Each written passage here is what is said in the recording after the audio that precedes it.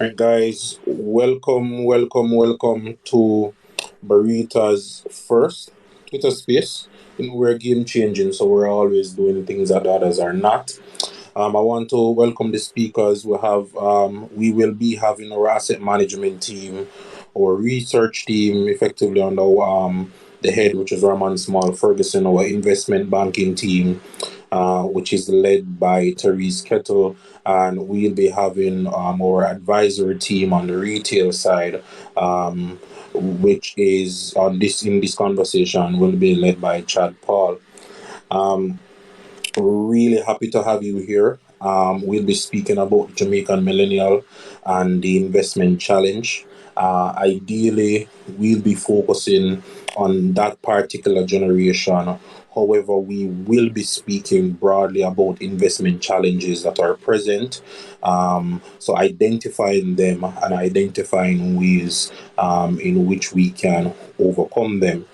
Our team that is here is extremely experienced in this field, in investments in particular, and they are willing and able to provide any form of advice and tips that you may need. Okay, so I will just give the other speakers, 2 more minutes to join us, and then we can begin. I'm going to do an audio check. Just wave your hand if you're hearing me properly. We live on the east side, so you know how that thing goes. So just give me a wave if everything is coming through clean in terms of audio. Therese, Candice, Jadil, could you just give me an audio check as well? Hi, Simon. Candy's here. Hi, Simon. Therese here. Hi, Simon. JDL here. Hi, great. All right, 1 more minute for the speakers, but I guess we can kind of start, just speaking about this millennial challenge. So as I would have mentioned before, we'll be focusing specifically on that generation between 1981 and 97, if you were born that way, in that period. However, the challenges that we will be identifying are really broad and really expands across generations. So we welcome you. You can use the hashtag Barita Money Talks to ask questions on the timeline, and you can also request to be a speaker, and we will approve that, and you can come into the room and just have a discussion. The aim tonight is just to have a very conversational space. So we have opened up our team, and look here, guys. I just want to stress this now. Therese and Candice are out there doing $1 million deals. I'm sure they're working on a few now, and they're here with us tonight. Don't be afraid to pick their brains, particularly as it pertains to the capital markets. And Jadil is in this space as an advisor, and she's willing and able to really speak to any specific issues that you may have or challenges that you may have in that area. At Barita, we are very open to not just identifying investment challenges, but being a game changer in that part of the market. And you would have seen that over the past, certainly over the past year and a half or so. So, I guess we can jump into it. The first thing that I wanted to touch on. So I wanted to kind of give a synopsis of some statistics that I would have picked up. For those who know me, you know that I'm a data guy. So I usually lean on that first and build a foundation on that. Once a foundation is on data, it is relatively strong. So we want to speak about millennial investment issues. I looked at the Jamaican population, and currently the percentage of the population that you could describe as millennials is around 31%. So it's the largest part of the population. And I mean, for those who are paying attention, you can see where this may already have a challenge because we have a bulk of our population that is in one relative age group. The labor force is about 1.3 million, and approximately 50% of that labor force are millennials as well. Even went down into some marriage information. So in 2018, we had about 16,700 marriages. And naturally, this shouldn't be surprising. Over 50% of the couples on both sides, male and female, were millennials. So millennials certainly account for a large part of the activity that happens in our economy on many sides. And it is the group itself is a large part of our own demographic.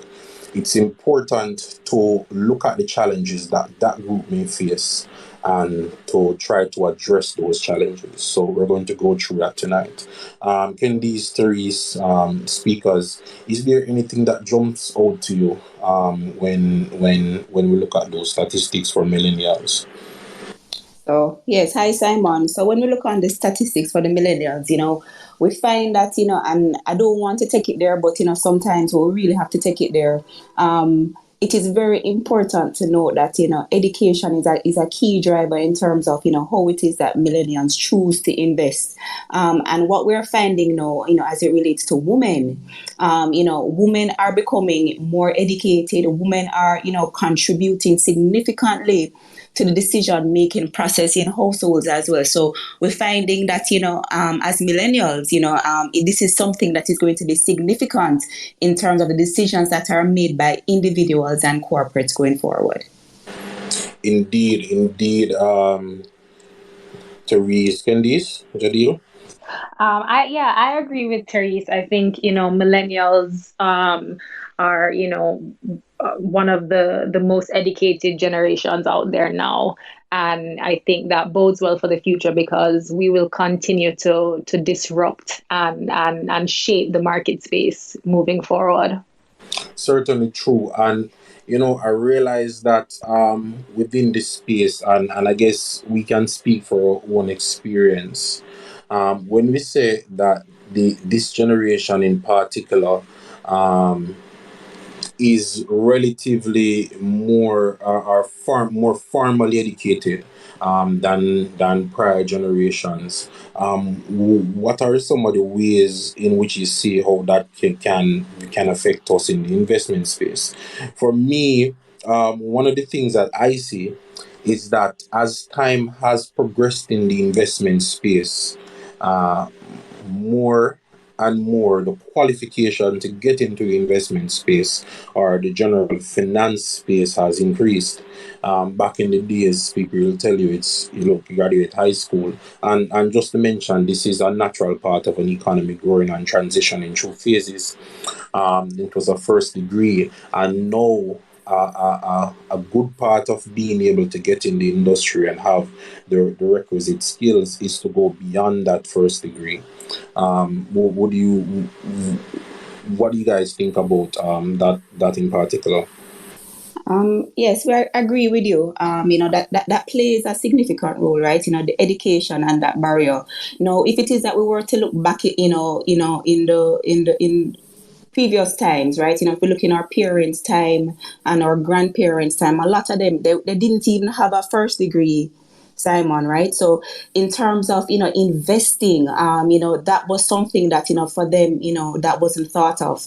When we talk about on the capital market side, where it is that we are providing funding for businesses. A lot of the time back in the day, persons would not even think about borrowing. Borrowing was a bad word. Exposing your own financial information from a corporate side to the public, that was unheard of. And what we're finding now is that because we are increasing our education, because us at Barita, we're playing a significant role in that part of it as well, because we're educating the investment public. And we're finding that because of that, a lot more millennials are taking that big leap, that transformational leap, to try to grow themselves individually and to grow their businesses. So absolutely, education is playing a significant role, and Barita Investments Limited is doing its part in ensuring that at the end of the day, everybody is educated. Thanks for that, Therese. I realize that our head of research is here now, Richardo. Hi, Simon. Hi, colleagues and friends. Afternoon. Yeah, I know you came in on the back of that conversation, Richardo, and this is probably a part of the conversation that we had. But at the top of the conversation, I would have mentioned a few statistics about the millennial group in Jamaica. Understandably, there isn't much data that is generation based. So there are age group based data. So you will see 0 to etc., 5 to 10, 11 to 20. But when it comes on to generate data specific to a generation over time, it's not necessarily very present within our space. But I'd mentioned that the millennial generation forms a very large part of the population. 31% or 845,000 individuals. They're about 50% of the labor force. And when it comes on to the relationship side, more on the social side, the information that is available there is that they account for about 56% of marriages. I was asking if any of this data stands out to you, and what have you seen in your research side as an economist and somebody that leads investment research on a daily basis? Or what have you seen in your space as it pertains to how the millennial has transitioned over time? Okay. All right, Simon. That's a pretty packed question, and we are discussing millennials and the investment challenge. And what I would also want to add to the data points you have indicated there, Simon, is for us to just take a step back and look as far back as 1950 to the present, right? The number of global recessions that we have had since then are in between that period. We've had one in 1975, we had one in 1982, we had one in 1991, we had one in 2009, and we had one in 2020. Now, the definition of the millennials in terms of the starting points from 1981 or 82, thereabouts, right? Which means that a millennial has seen at least you're conscious of at least three global recessions in your lifetime.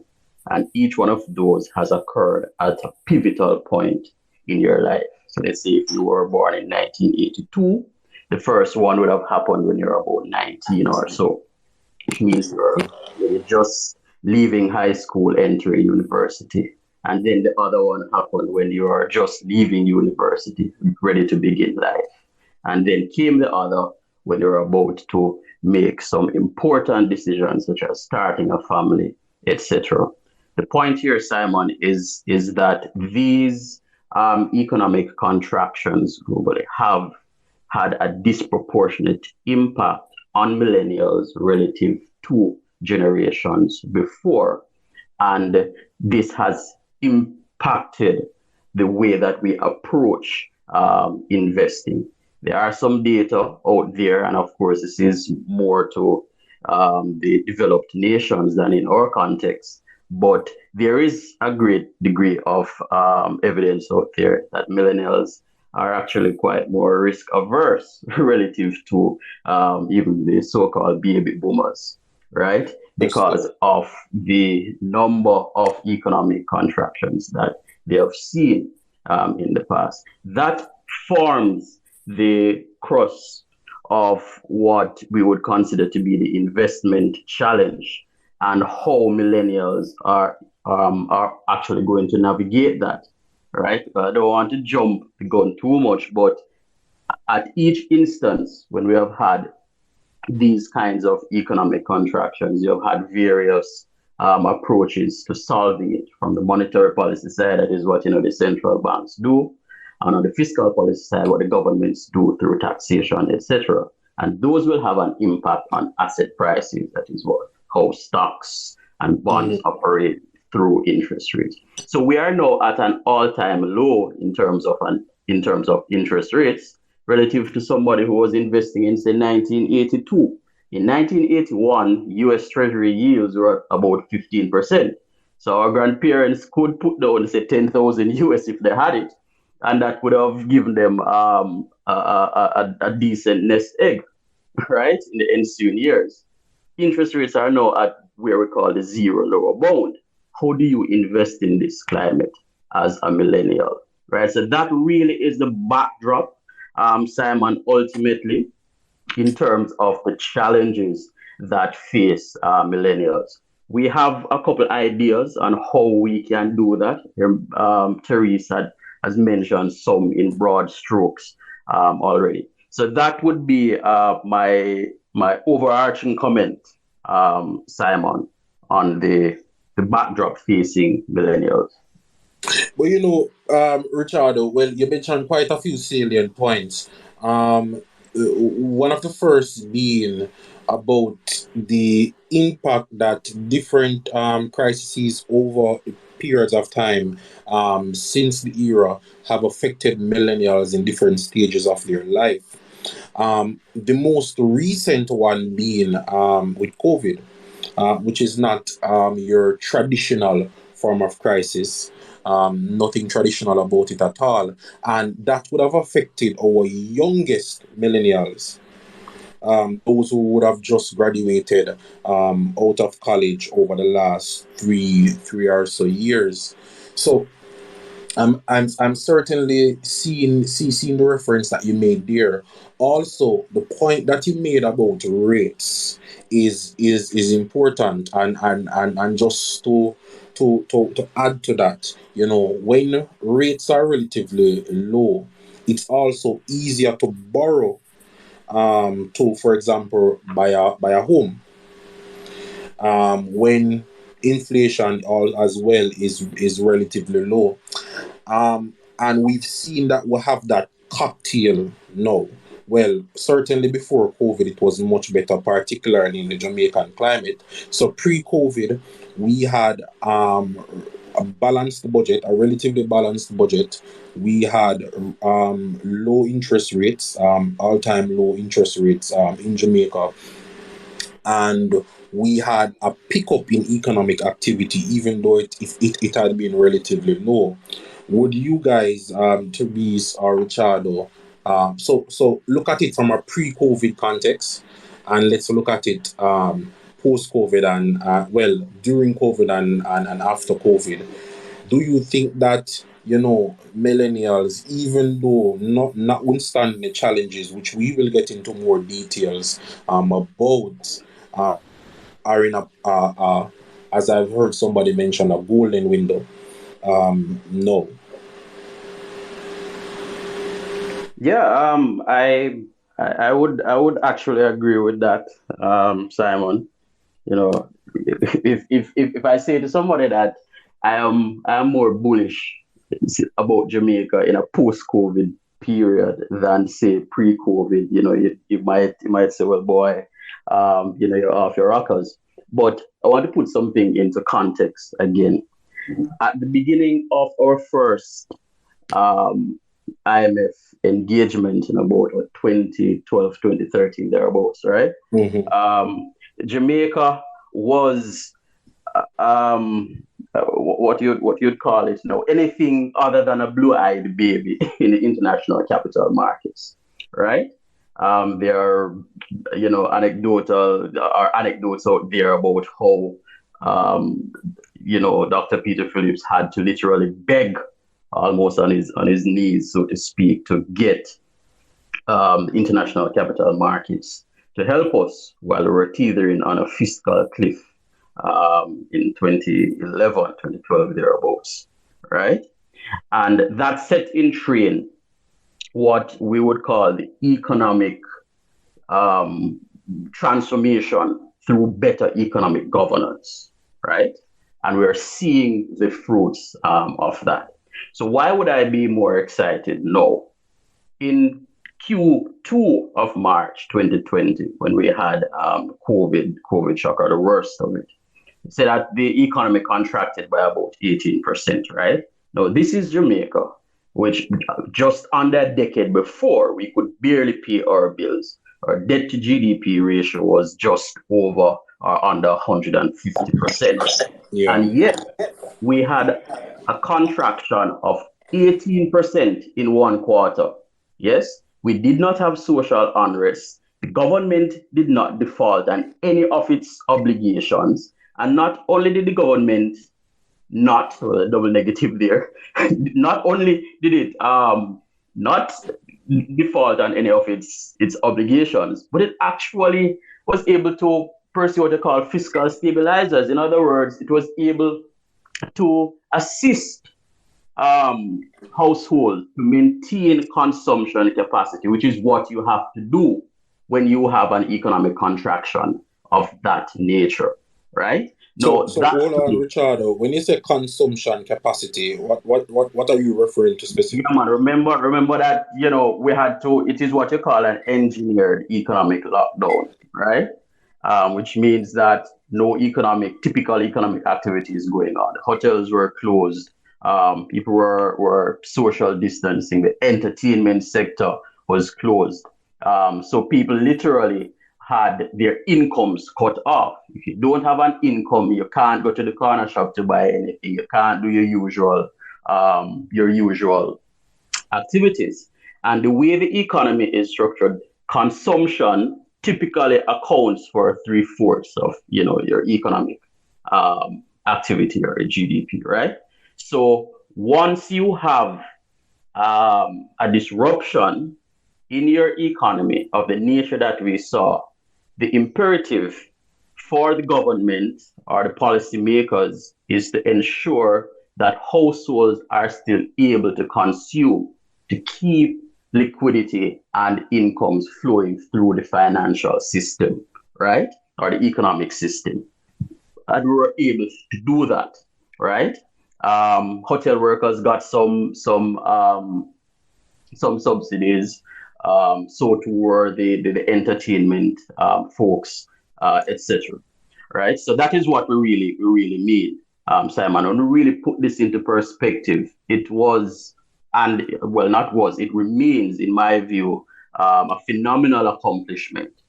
And when we layer on top of that the fact that we now have an independent central bank, right? So we have a discipline towards our fiscal policy through our fiscal rules and the fiscal council. That means no, minister of finance can get up and unilaterally decide to spend more or spend less. What we are setting here is the foundation for sustainable growth going forward. We put Mm. into context as well the global, just the global spend in terms of fiscal policy, and the fact that we don't live in a vacuum, right? So the anticipated growth globally that will redound to the benefit of Jamaica as well, gets me pretty excited about what lies ahead. So I'm Thanks. very, very bullish about the runway ahead. Thanks for that, Richardo. I want to bring Jadil into the conversation. From your perspective, so Richardo would have mentioned that the government would have instituted policies that would have kept consumption at pace, or at least not allow it to reduce very materially through their what is called stabilizers. So effectively putting more money into people's pockets over the period. I mean, some people would say not enough, but let's not go there. Have you seen since the crisis started in March 2020, where as someone on the front line, people have continued to invest regularly and have continued to invest maybe more? All right, Simon. Really and truly, I actually have seen an increase in the interest of clients to invest. Um, which is kind of shocking to me. I would have thought that, in going through a pandemic, people would be a little bit more tight strapped with their money. They're looking to save in their bank accounts just because we just did not know exactly what we were dealing with the pandemic, right? But I really have seen where there is a large amount of interest. I think people are now getting the gist of the benefits that investing can bring into your life, and how investing can actually create wealth, right? So I have seen where throughout the pandemic, the interest is definitely there. I think what a lot of clients are more looking towards now, and potential investors are looking towards now, is how exactly they can safeguard their monies. You have some other investors too who are looking to earn more on their monies. They're willing and able to take on a certain level of risk in order to get a higher rate of return. So yes, we are currently still going through a pandemic, but the interest is definitely there, just the same. Interesting, interesting, and well, just for context, Jadil is on the retail side, so she's in the branches. She's seen the clients come in. Now, Therese and her team are on the investment banking side, which tends to deal with more corporate clients. And as I usually say, Therese deal in the billions. So, Therese, from your side, have you seen an increase in client interest since the pandemic, and in what form? And I also want to add to that. I know it's kind of packed. The question is kind of packed. What's the typical age group of these business owners and CEOs that you've seen? Are they more on the younger side now, or what? Okay. All right. So I'll take the first question first. Have we seen, increased, business, increased opportunities there? And I can categorically answer that question and say yes. With the pandemic comes opportunities, right?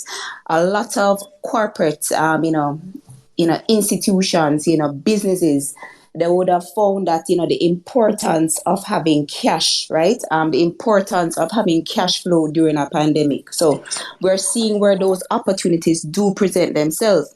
Now, in addition to that, a lot of companies right now, once you have cash or access to cash or access to a line of credit, they're looking for several other types of opportunities that we do offer on the investment banking side. So if it is that boy, I have cash, but that business over there is struggling, that in and of itself presents an opportunity for that business with the cash, right?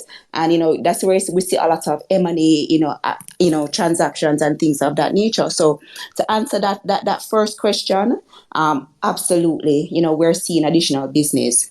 And remind me of the second question now, Simon.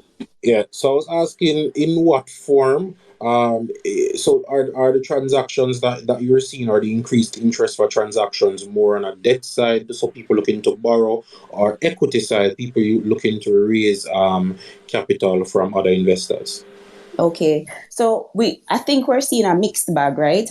But in recent time, a lot of institutions would have become very familiar with the equity side of business, right? The public offers that would have come out, over the past couple of years, would have seen a lot of IPOs come to the market, would have seen a lot of APOs come to the market.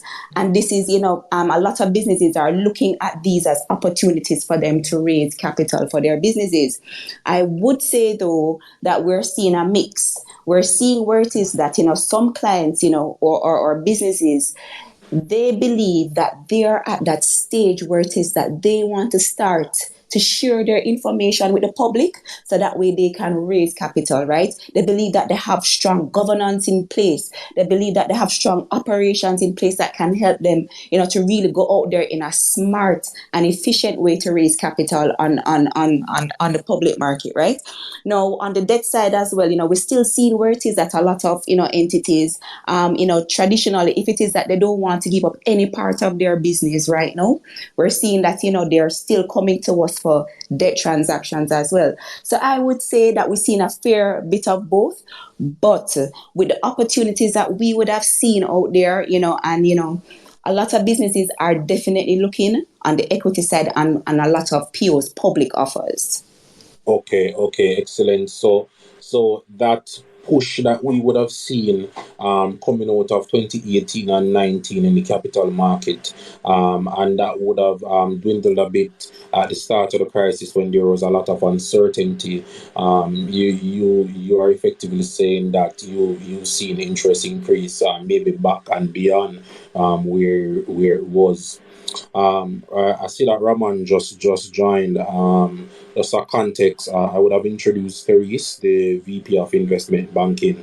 Raman is the VP of Asset Management and Research. He's Mr. Technical.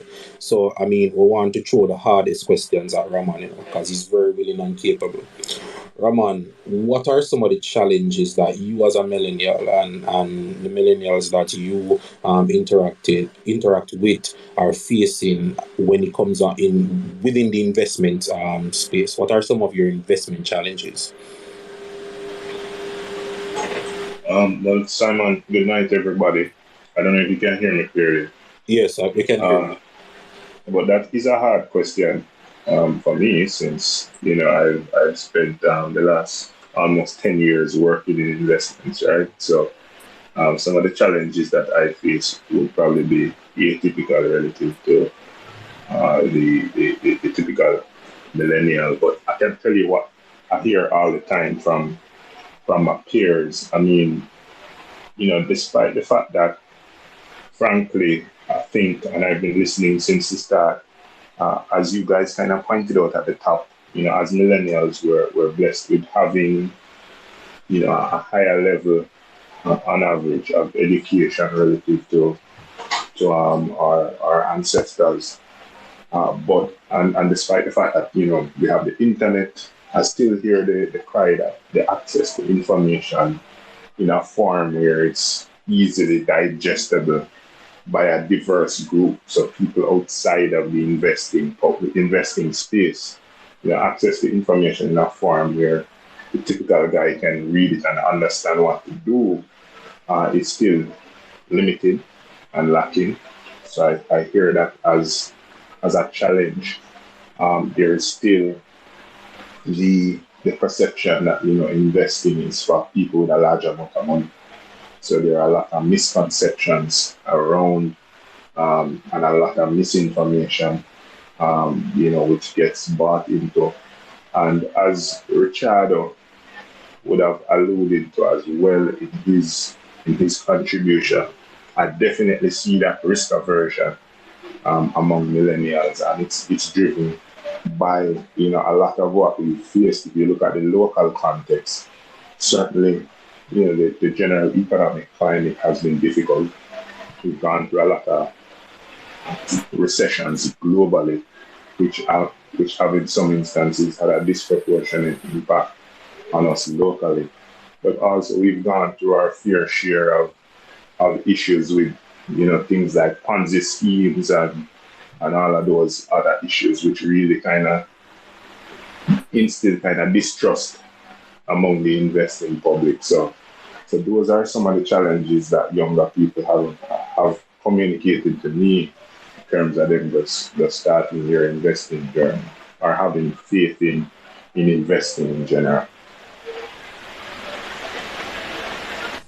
Thanks for that, Raman. And I want to jump to Jadil on those points, the misconceptions in particular. So, investing is for the rich, and the risk aversion, which is at times based on past experiences in the investment space.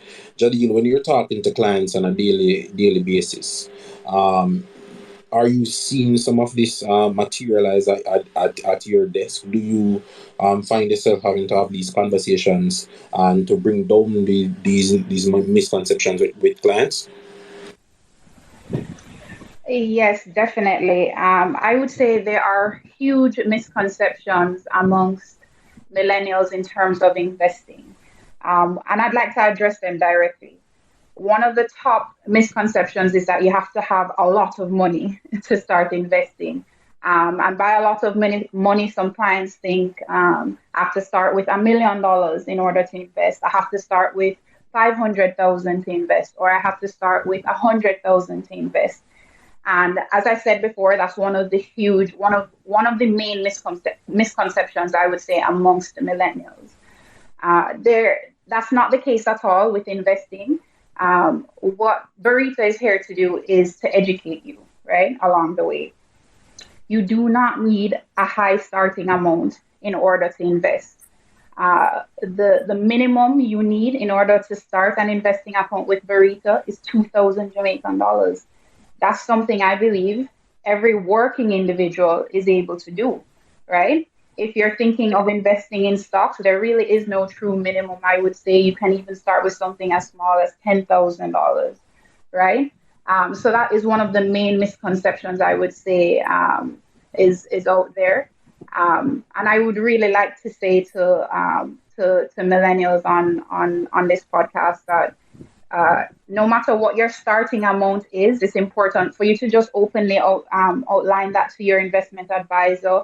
And we will be able to provide you with recommendations on how to exactly start your portfolio and how you can build on that portfolio over a period of time.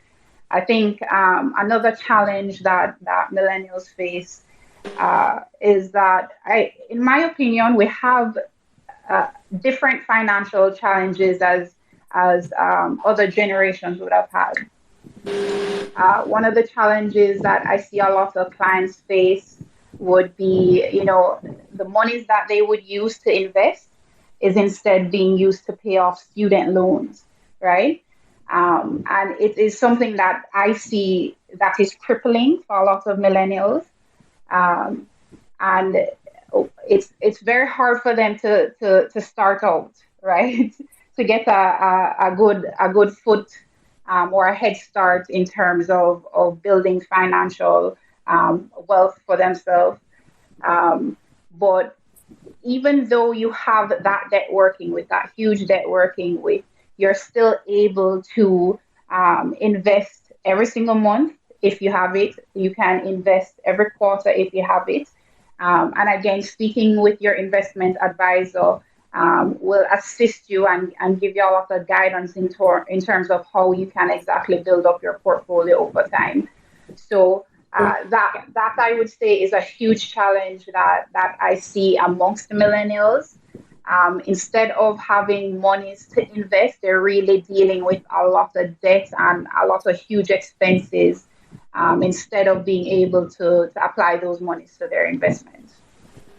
Thanks for that, Jadil. And I mean, you would have added a few challenges, that are in mind as it pertains to debt. We'll get back to that though, certainly. But it seems like the misconceptions that are the biases that people have against investing, and misconceptions for investing, it seems to be related to their understanding of the space. Can these, as it pertains to, and this is why financial literacy is important.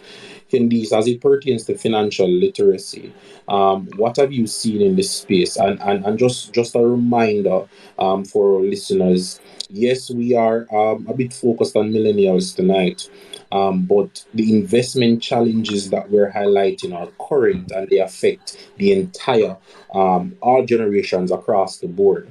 So, I mean, again, feel free to request to be a speaker if you have any questions for Ramon, Therese, Richardo, Jadil, or Candice, or you can tweet us with Barita Money Talks and we'll see it and certainly reply to that. But Candice, back to you. In terms of the financial literacy space, what are you seeing there?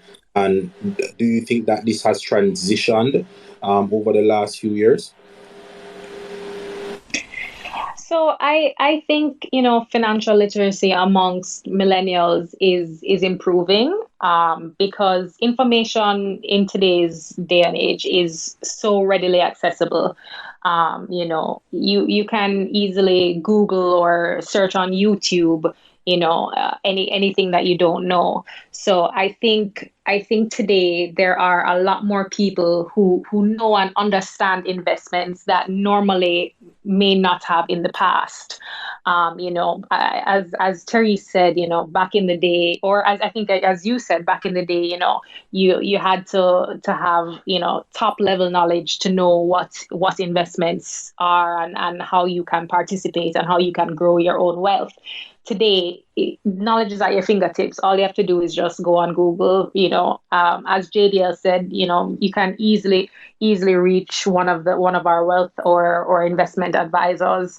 And I mean, with Barita always on your timeline, you know, giving you the tips and tools that you need to invest.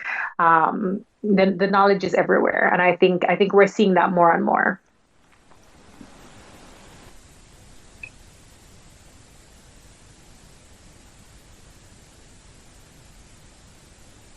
Simon, could I add on something there? Yes, yes, sure, sure. One second, Richard. I just wanted to make one point. So Candice would have mentioned top level knowledge, and I think there's an added layer towards that. In the past, as it pertains to financial literacy, it wasn't just top level knowledge to understand the investment space, because the investment space can be as simple as you want or as complex as you want. It was top level access.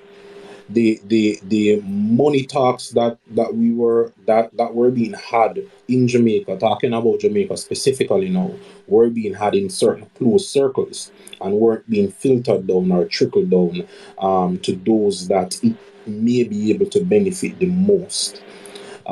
Yes, Richard, you can go ahead.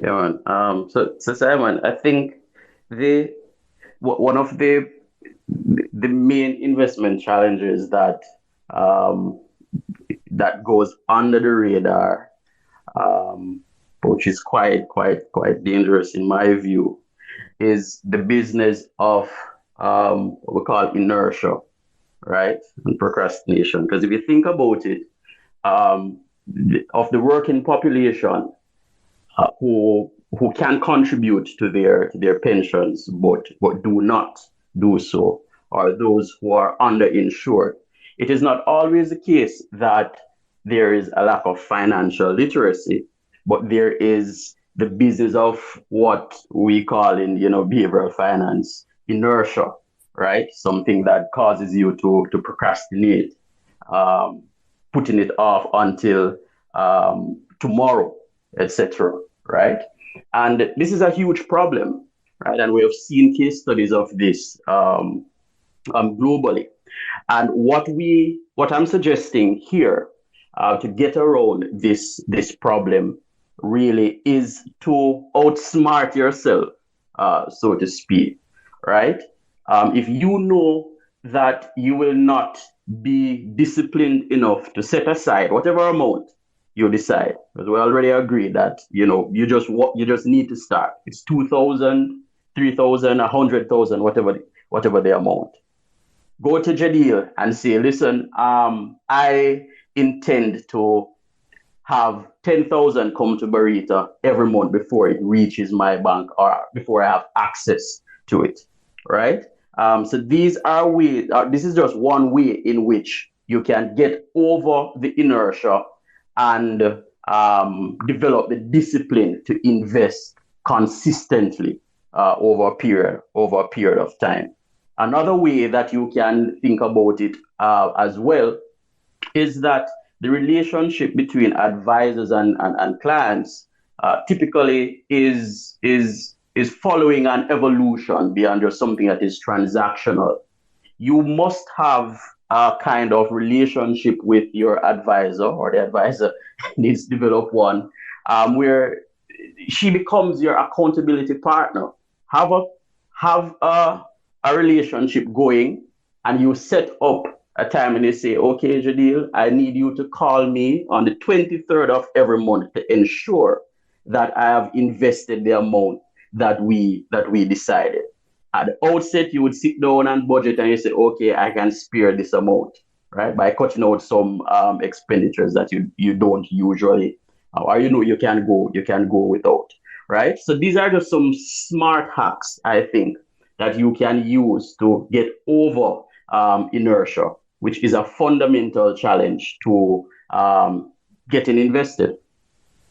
Uh, well, thanks for that, Richardo. But I want to bring up another investment challenge. That may put Jadil and Therese and Candice in the hot seat, because what you're saying is fine, and it works, but from what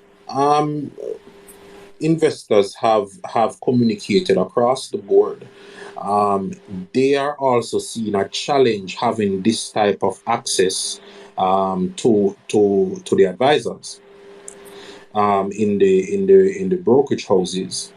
I don't know if Jadil or Therese or King Bees want to comment on that. I know they operate on two different spheres. So Jadil is more on the retail side and Therese is on the corporate or the IB side.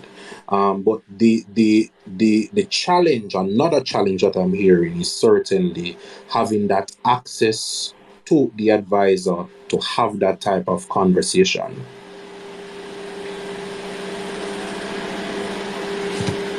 All right, I'd love to chime in on this one. One of the most important things that an advisor can bring to the table is her level of accessibility, especially if it's a case where we're trying to establish a relationship with each and every investor, right? This is a journey at the end of the day, because you just don't get rich overnight. Majority of the time, it's a journey that we're seeking to embark on, and it's something that we have to do together. So being accessible is intensely important. I know personally, every single advisor is equipped with their CUG, a work phone, a personalized number where you're able to contact us directly, ask us advice in terms of how to further develop your portfolio, or how to even get things started. I'm also on WhatsApp, so that makes it even more accessible to some investors.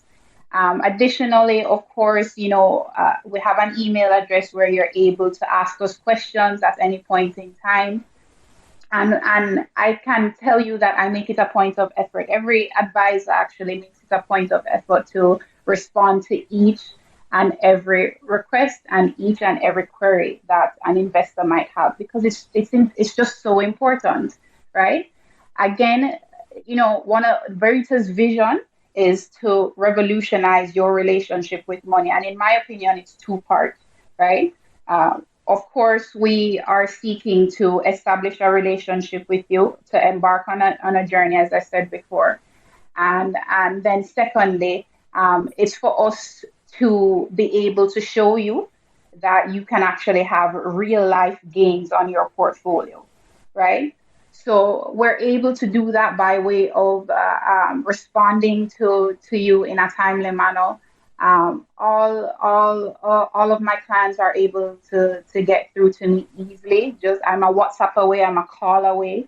If it's a case where they send me an email and they want to bring it to my attention directly, they're able to call out to me, Okay. right? There are a number of advisors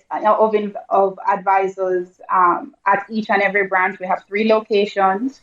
Our head office being Kingston. We have a branch in Mandeville and we have a branch in Montego Bay.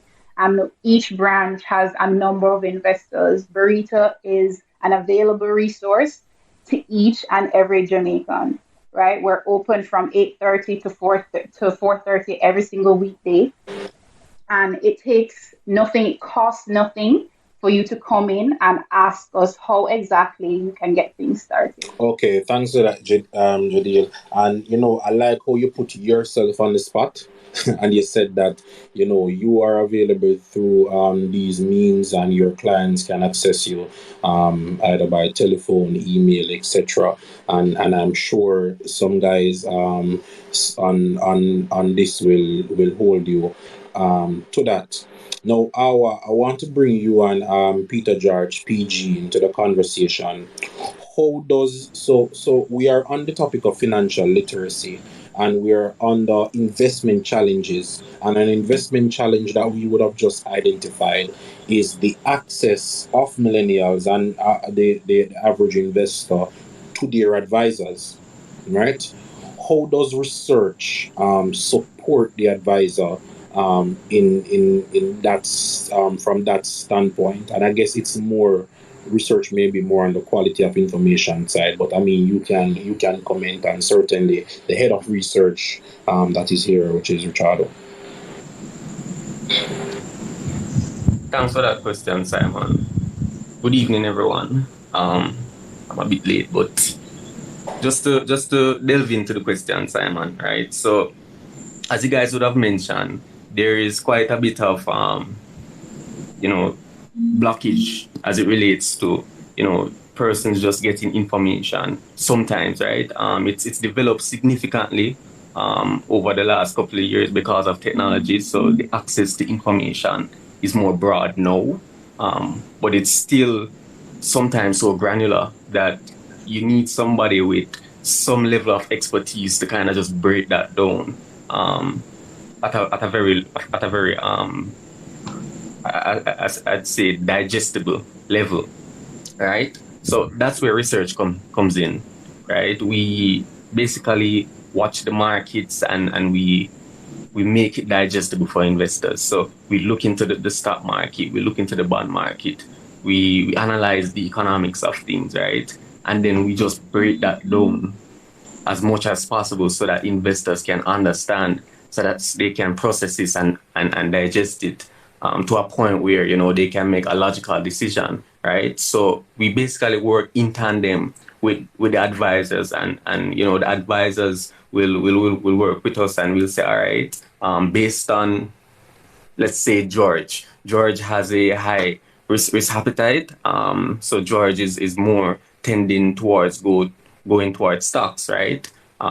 We look through the investment and environment, and we say, all right, these are the stocks that we believe could add value to our investors, right? So we do a very deep research on these stocks, right? And then the advisors would say, all right, our research team believes that this and this are really good investments for your portfolio at this point in time, and this would really add value for you.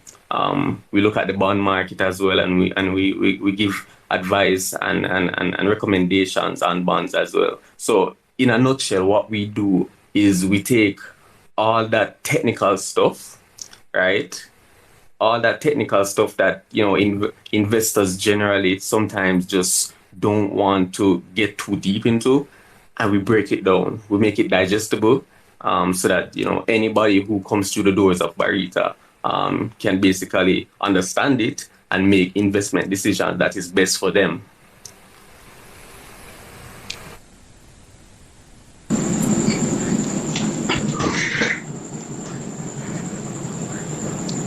Thanks for that hour.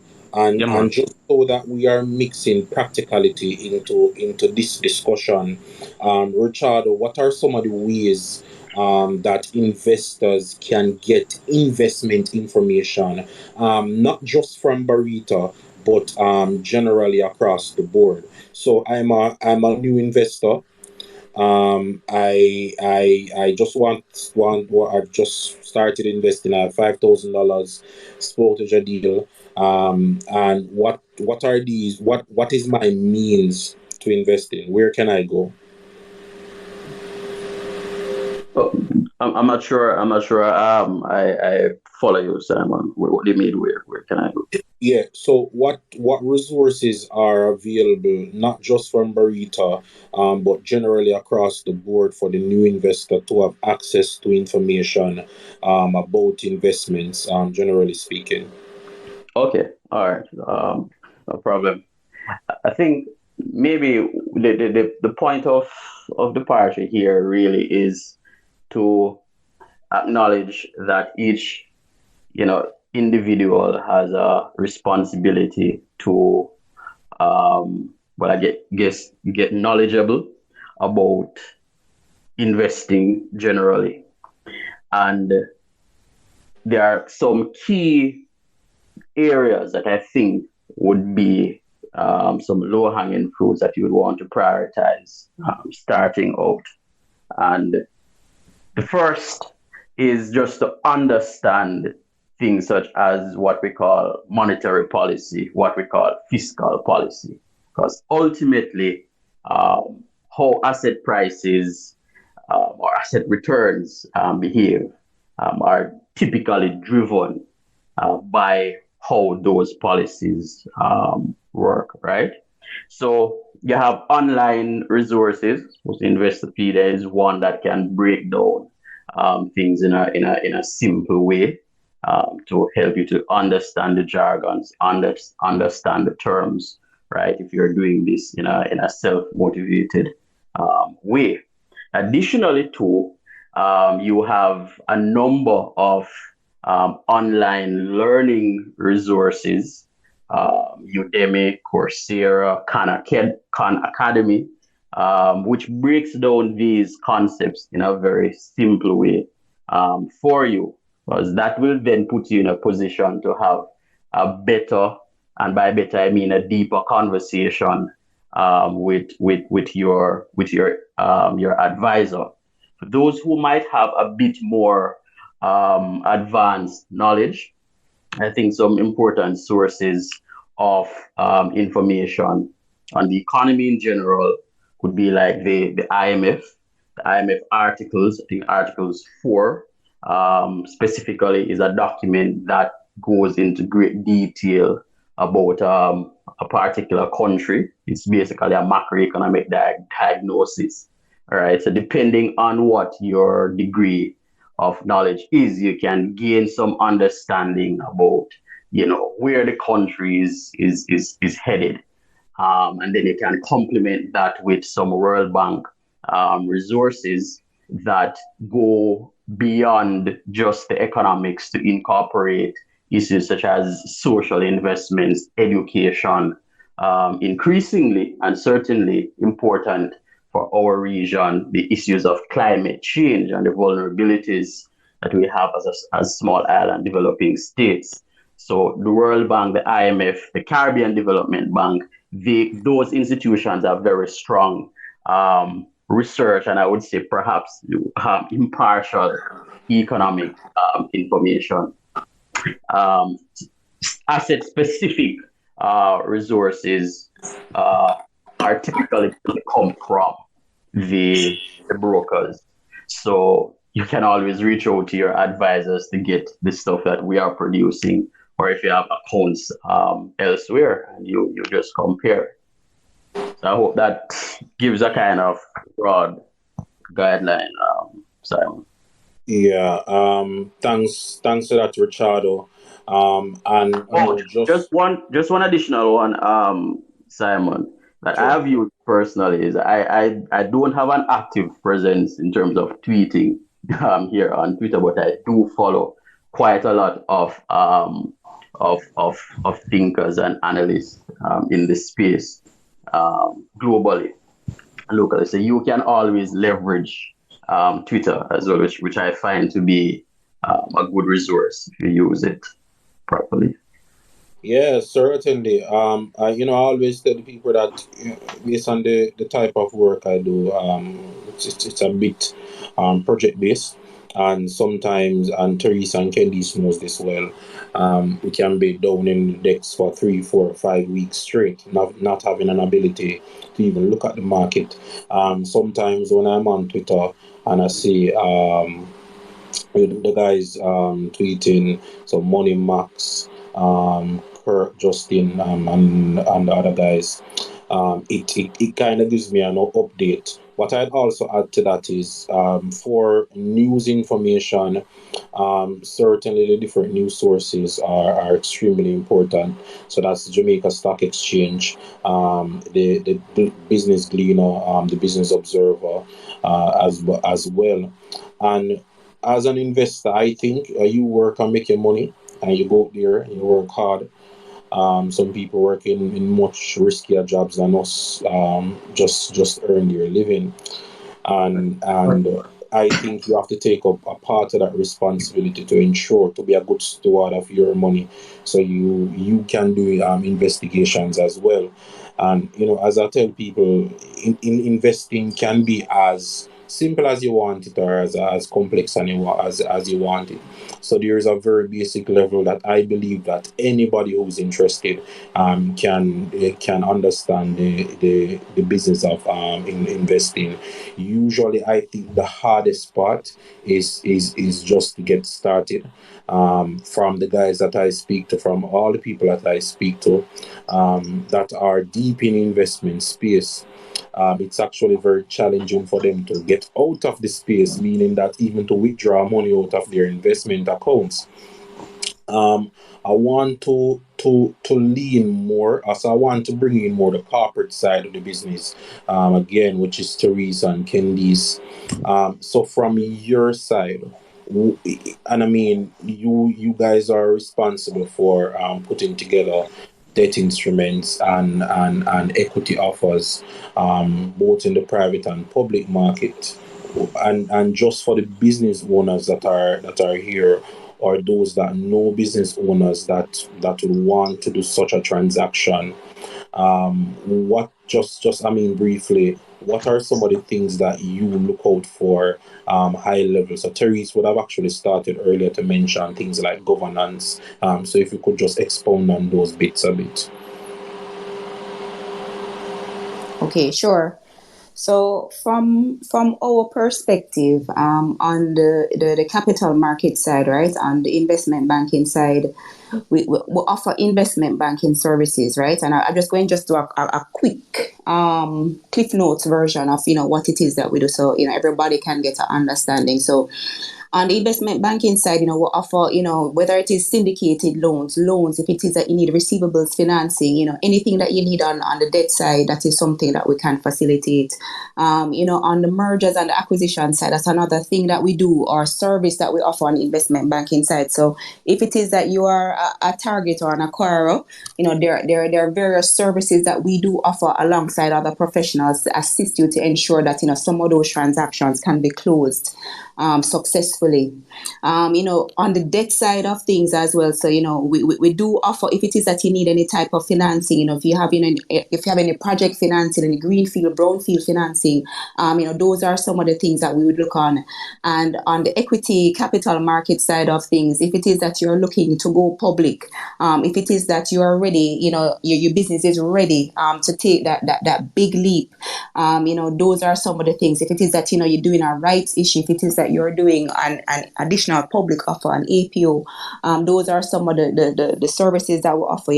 We structure the transaction, we distribute the transaction, and obviously a big part of it, and we want to big up our research team, who the team members who are on the call today and those who are not, they play a very integral role, and they help us, in terms of the due diligence, in terms of what exactly it is that we have to do. And if it is that, we believe that at that point in time, that is not the perfect solution for you, we work with you. We structure other solutions to help you to grow your business, right?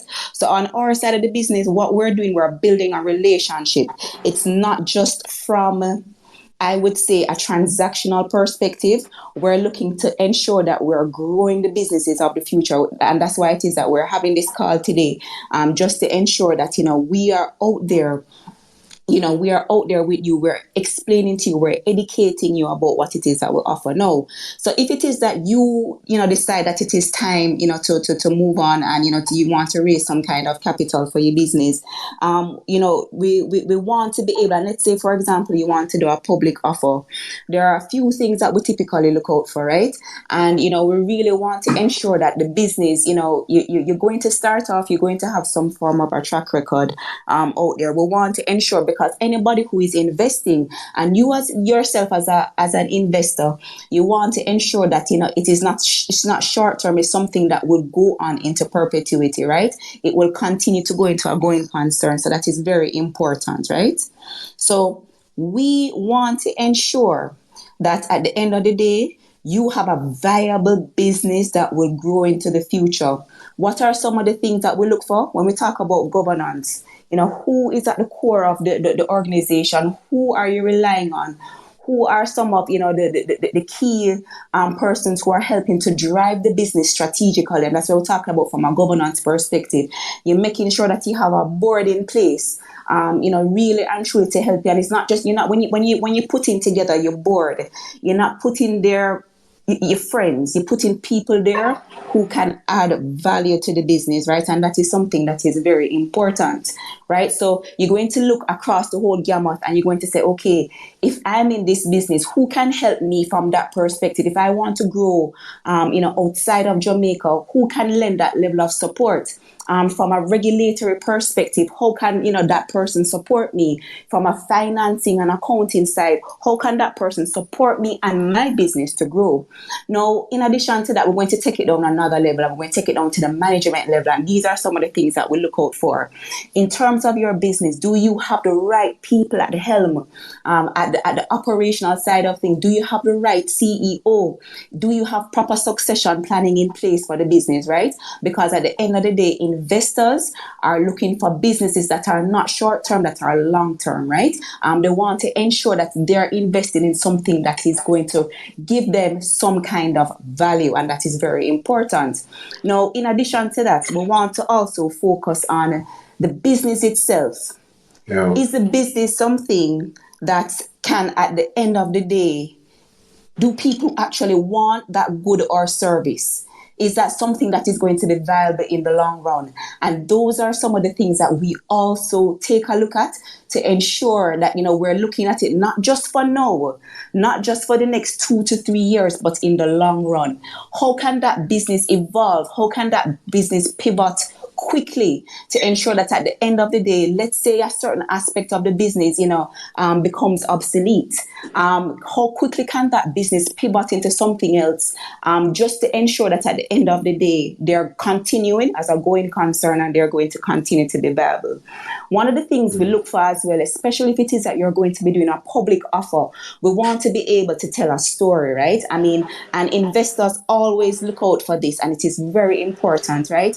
People want to understand the business. People want to understand how you started the business. What have you been doing? What it is that you want to do with the money. And that is also very important. Anybody, any business, any entity that is coming to us for financing, in any form, whether if you're doing a public offer or if you're looking for debt financing, private debt financing, that is something that we always want to make sure that we understand. We understand where you're coming from. We understand where you're going.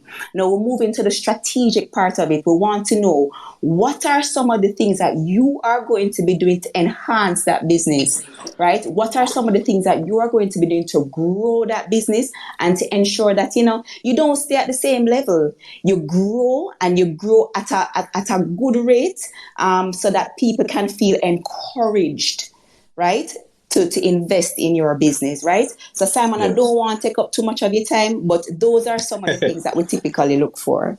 Oh, and it's fine, Teresa. We like to hear from you. I'm going to, on the back of what you just said, I'm going to speak to something as it pertains to providing capital. But I just want to point out that Barita is very serious about our business, and Barita Investments are the overall cornerstone group, which leads us, is the only financial group in Jamaica that is actually led and driven by a millennial. who is our CEO, Paul Simpson. And if you even look at the poster that was done for this particular space, you will see 9 individuals that fall within that category. At the average age at Barita, the overall cornerstone group is pretty young. So it's not just a game changing team, but it's a game changing, young and experienced team. And it's ironic that as I started to say young and experienced, I'm seeing Ramon now. Ramon, on the back of what Therese just mentioned, really on the base of what our investment banking side does, you're on the asset management side.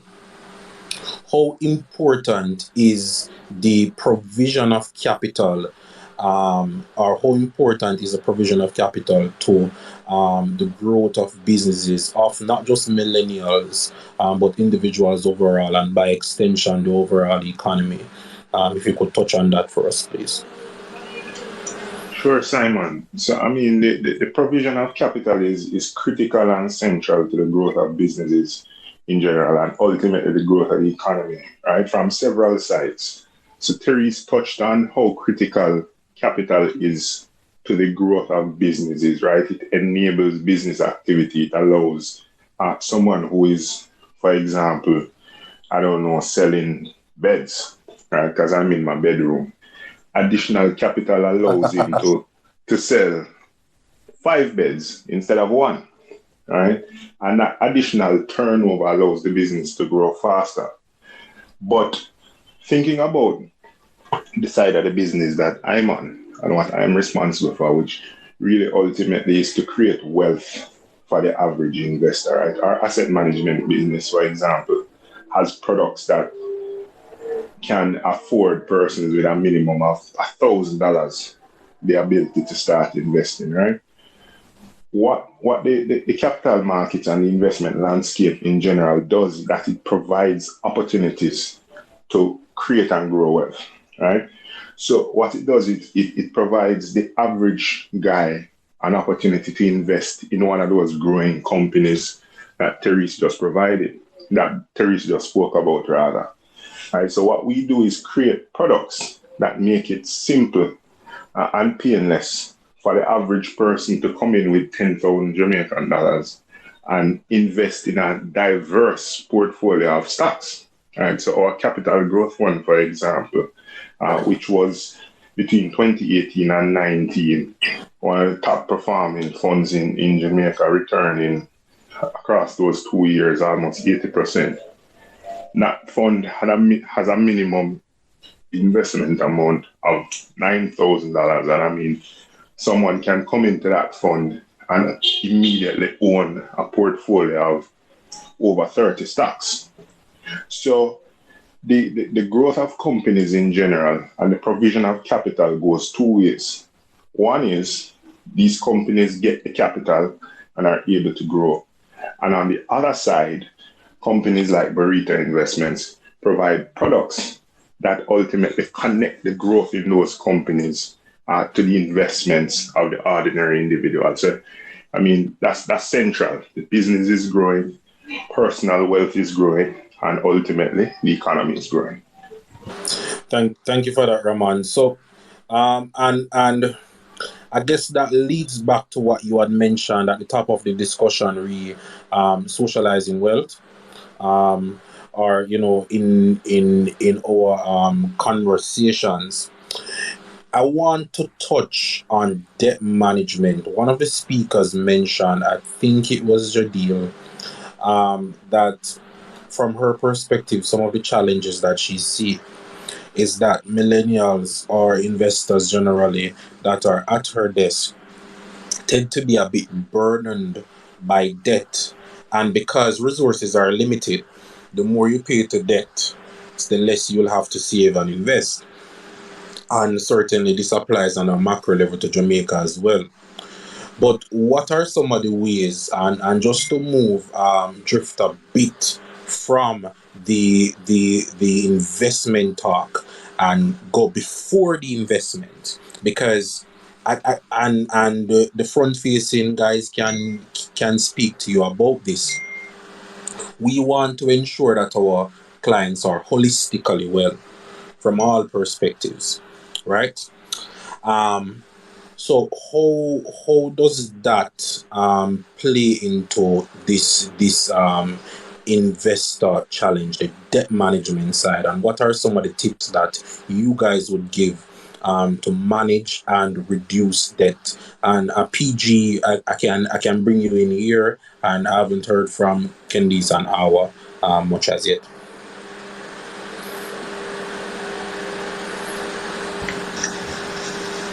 Okay, good night, everyone. Night, man, So, night. so I can say that I am pretty familiar with being a young person and have to manage my own money, and just growing up and becoming an adult now, where you kind of have to depend on yourself and you have to kind of allocate your income to actually try and grow and set yourself apart in the future. So typically I would say that when it comes to debt management, that it's important to firstly pay yourself. And I know that the retail banking team would have said that a lot of people have student loans, and it's increasingly difficult to pay yourself in a sense. And by pay yourself, I mean when you get your income, I don't mean pay yourself as in like, Zimi Seriva. I mean take a 10,000 that you have already planned to invest and set it aside. So it's almost like you're paying a tithes to yourself. So that was kind of the approach that I first took when I started out investing and working, which is that I typically see my investment money as the first paycheck, even though rightfully it should be my tithes and offering, but my tithes and offering is a pretty close first or second, depending on the month. So yeah, that would be my first advice. And then generally no, uh, I know Richard would have said that it's good to read and get yourself knowledgeable about the investment landscape, but then we also have to be aware, as Richard also mentioned, the inertia, where when I just started out, I'm the type of person that like before I get into it.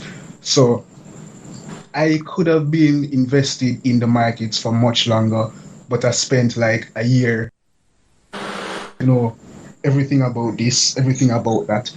And I like to say that while we want you guys to be knowledgeable about the concepts, I think it's important to start right away. And that's the reason why Barita is here, where you can leverage the knowledge of the research team, because we would have done our analysis, we would have been doing the research reports that's feeding into the stock picks. And so I'm a firm believer in specialization. So I know a lot of you guys would probably have busy jobs. So it'd be hard to actually go and do your own in-depth analysis. So I would recommend that you also leverage us and look into the products that Barita have. So with a small amount of money, the initial amount that you're saving monthly, even though it might be small, when you invest with Barita and our different products, it can be sufficiently diversified. Yeah. Yeah, and PG, you touched on a good point of specialization. So just to reach at first, and I'm seeing the economics in you coming out. Um I don't believe that I have to do everything by myself. So even in my investment journey, certainly let's say last year towards the end of 2019, I would have been the one that's up in the stocks. I mean, the guys may have seen me tweeting more aggressively about investments then. But as my life and career has transitioned, I realized that I had less time to spend in the market, in the queue, going through the word for word annual reports, etc. And what I started to do is invest a bit, not just more for picks that I'm looking for over a longer period of time, such as a year or two or three, but more in fund management. And that's for me personally. This is not financial advice for anyone about the fund management. So I can leverage the skills of Richard Awan, Peter George, and our top trader Ferris on the market, who would have tapped the market twice over the last 3 years, and I can use those skills and have his skills, and basically be sleeping and benefiting from those skills. So that's one thing. As it pertains to the millennial investment challenge, when it comes on to debt, I've certainly had my run with that. When I just finished UA, the masters, I mean, I was loaded up with debt. A large part of that was done through student loan, and because I'd done the masters, and I've spoken about this before, there were arrears. And my choice then, and maybe my method was a bit different from yours, was to spend about a year or so, cutting down debt completely. So cutting down the bulk of the expensive debt that I had, which was the arrears. And when I did that, I realized that the year after that, I had a lot more of what we call disposable income, or that's income that's unencumbered. So that's not income that you're paying rent or you're buying food with. That's income that you can save and invest. And over the years, that strategy had certainly worked for me. So that's just one thing that I'm seeing that I can do. Raman and Candice, I don't know if you guys want to jump in with a debt management tip that you may use, or Jadil. I guess Jadil may have a few because she's a lot more client facing on the retail side. Yes. Prior to getting some experience in investing, I have gotten experience on the credit side of business. I was employed to another institution, and my main responsibility was assisting clients in getting any sort of credit, right? Or reconstructing their credit and their debt. So I have a unique perspective in terms of how clients deal with loans. And some of the information that they relate to me is shocking, especially when I'm assessing a client who has existing loans, um, and is seeking to get a debt consolidation. We're in an environment now where you are able to easily get a loan from a loan shark at an interest rate, at alarming interest rates of 30% or 40%, right? And a lot of people are leaning towards that type of credit because it's a lot easier to get through that way, right? But again, as I had said before, that type of debt is crippling. In order to chop down on your loan payments, or to make a difference and to really to free up some of your disposable income, you really do have to strategize, and you have to be strict with that strategy, right? So some useful tips that I could provide to anyone who is seeking to decrease the amount of monies they spend on their loans is to really pay attention to the interest rates that's associated with that credit. Even if it's a motor vehicle loan, even if it's a mortgage, even if it's an unsecured loan, pay attention to the interest rate. Ensure that you're not paying too much on a monthly basis. Ensure that the tenure of the loan itself is not too long. It doesn't need to be excessively long, right? So that's a useful tip that I would use. It's also important for you to try your hardest to see if you have any additional monies that you can put towards a savings account or an investment account that can actually be working for you while you sleep or in the background. You can actually use those monies to pay off that debt in a couple of years, or maybe in a few months in some cases, right? Hmm. There are investments that you're able to place your monies on that can give you a rate of return on a monthly basis, or even on a quarterly basis, or on an annual basis, right? So you want to look out for those types of investments that will be useful for you. It's also important for you to establish the difference between your needs and your wants. I think people confuse them all the time. If it's a case where you're seeking to chop away at your loans. You don't need to be buying fast food every week or every month. Sometimes it's good to have a little bit of white rice and corned beef if you must. Jadila, me a throat pan. Mine, No, no. I'm even speaking to myself because again, you have to be strategic if it's a case where you do want to close out that loan before the due date, and if it's a case where you want to free up some of your monies. So you have to pay attention to things like that. Someone earlier had mentioned how easy it is for you to add to your investment account on a monthly basis. You can either set up a standing order from your bank account, or you can set up a salary deduction. So instead of you having to put in any effort towards crediting your investment account, you can actually set up a standing order or salary reduction so that you don't even have to think about it before your money even gets into your bank account. It goes directly to your investment account, and you can lock it in, and you can benefit from compounded interest, and of course you can benefit from the time value of money as well. So it's a strategy that you really would have to implement. You have to be serious about it. Pay down on the yeah, principal of the loan over a period of time as well. Another strategy that's another strategy that you could implement. And I don't know if a lot of people know this, but imagine you having invested monies over a period of time, right? And maybe an expense comes up, a huge expense. Maybe you want to go back to school, or maybe you want to deposit on a home. You can actually borrow against your investment. So you have your investment working for you, earning interest for you, and you have the ability to borrow against it, so you're able to handle your business. We're able to give you a loan at affordable interest rates. We have flexible repayment periods as well, so you can pay back on a monthly basis or on a quarterly basis. You can pay an interest only loan or a regular loan. So you don't have to feel trapped. You don't have to feel like you have given up all of your savings. You're able to retain those savings. You have some sort of backative or a foundation for any sort of emergency, and then you have the ability to have the money in your pocket to handle your business.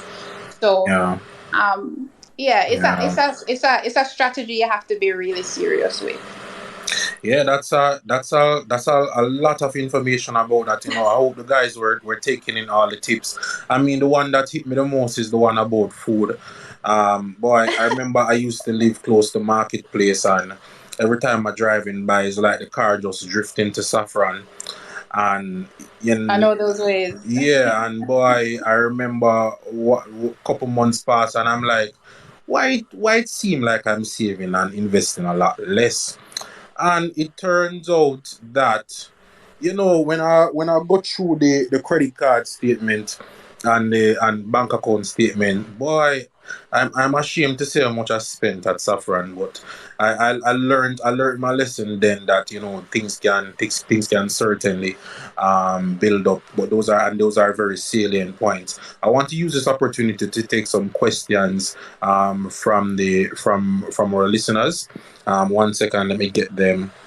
So this question, I believe they were asking Raman. Um, Simon asks about real estate, and if Raman thinks that millennials will be able to purchase homes based on the challenges that were mentioned. So that's a very good question, and a very topical issue, a big point of concern. I mean, I hear people worrying that they have to get married just to afford a home. And The I economics of a mean, marriage. Okay. yeah. So my view is that yes, I think millennials and the generation that are coming up behind us will have a lot of opportunities for home ownership in Jamaica. I mean, the trends are going in the right direction, and Richard has spoke about his optimism. The fact is that the real estate prices have been buoyant and resilient, even in the face of all of the different crises that we have seen in Jamaica, right? And it's kind of simple economics. It's demand and supply. The land is hard to create, right? You can always dump up a bit of seed, but you can't do that sustainably. So there's a limited amount of land, and the population in Jamaica keeps growing. And of that population, more and more of us want to live in Kingston and close to Kingston. And the reason I think that the dream of home ownership will definitely be a reality for more of us in the future than is presently the case proportionally is that there are a number of trends that are positive. One, interest rates are at or near record lows. So the mortgage rates that my mother and father had to pay back in the day, we are paying a fraction of those rates these days when we try to access a mortgage. The second positive is that we're seeing more broad-based infrastructure and by extension real estate development in Jamaica. So it's becoming more inclusive. So we're seeing road networks, for example, good road networks that extend outside of Kingston, which is effectively extending Kingston or causing an outward expansion of urban areas. So over the last 10, 15 years, for example, I mean, it kind of started with Portmore, right? But over the last 10, 15 years with the highway, it's made a lot of other communities, so to speak, spring up outside of Kingston. So Old Harbour, for example, has gotten a lot more dense, etc. And we're seeing it now with all of the work that's going to the east.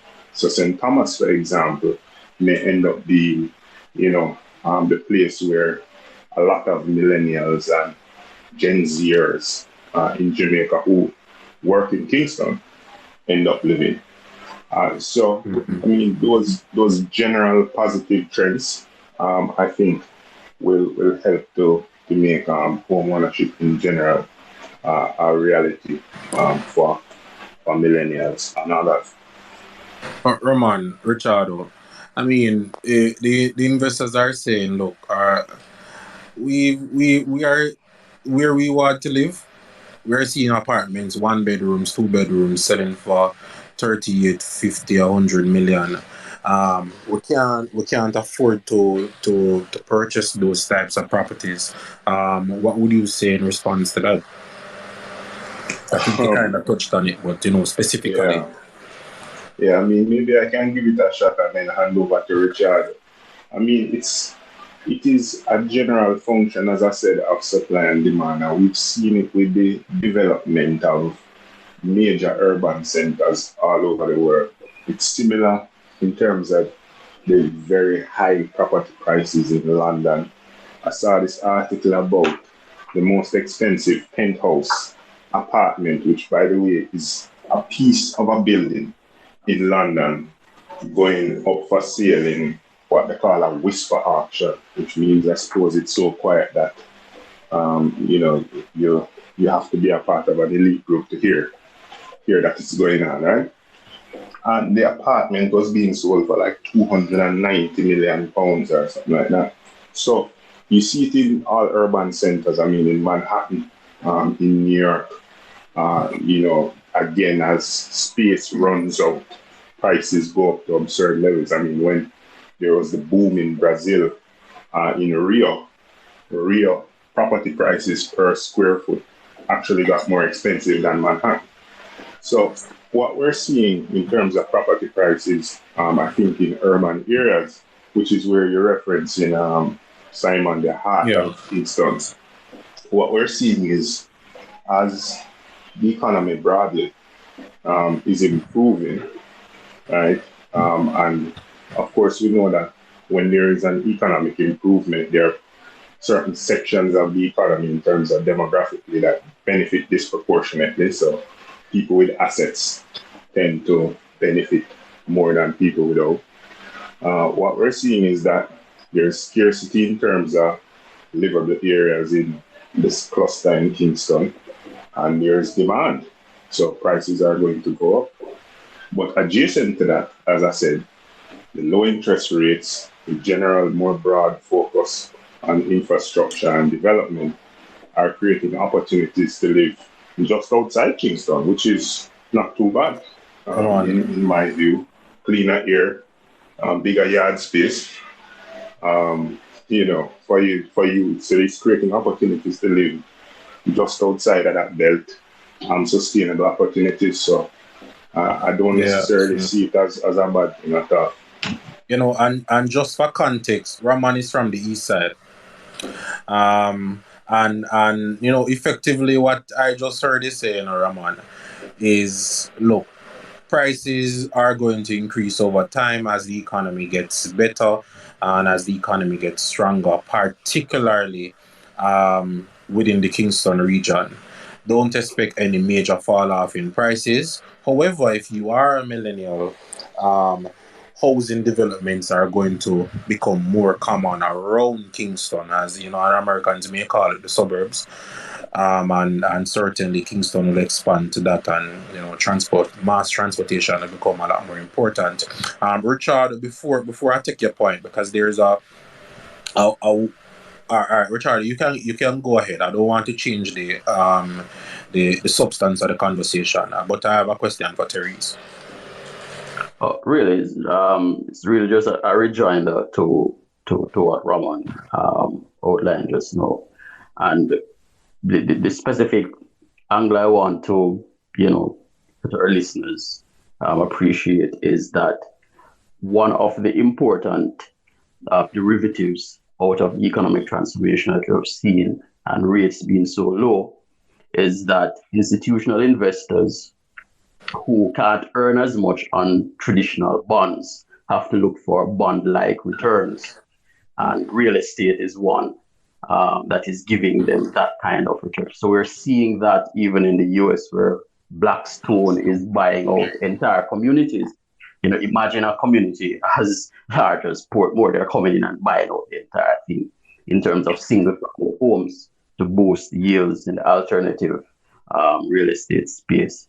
I believe it's a similar thing obtains locally, where you have institutional investors playing in a space that typically, households and individuals would be buying just because of the low interest rate environment. So having said that, I believe that one of the important questions that we also have to ask ourselves is to question the idea of home ownership itself. Is home ownership is something that you really, really want? I mean, like, I had a very different view on this. And I delayed buying for a very, very long time until I decided to, because I would have gotten a better return on other assets based on my calculations. And it Interesting. that way. So that's something you also need to contemplate. If you are looking at home ownership from maybe a sentimental perspective, you want a stable place where you can raise a family, etc., then Raman is pointing in the right direction in terms of where new developments are coming that are close to the metropolitan area, and good roadworks are being built, etc. But you have to clarify for yourself whether you're looking at housing, for instance, as an investment, or it's something that you're looking at from a more, sentimental perspective. No, Richard, I'm happy you brought that up, because it's something that is not discussed a lot. You don't have to be a homeowner. If you look at it from a property perspective, if it's for an investment, you can find other investments with a better return, then do that. But not everybody has to be or has the desire to be a homeowner. So I'm going to allow Jadil to jump in for a minute, and then I'll jump to Therese. Jadil, you had a comment? Yes, I do. Ricardo brought up a very important point, and that's there are myriad of reasons why investors or why people would want to buy into real estate, right? It may not be for to live in to as to buy into a home to live into. It may be by way of them just wanting to invest in real estate and gain from that investment. If that's the case, and it may be a possibility where you don't have all the capital to afford that mortgage, you actually have the ability to invest in our real estate fund. right?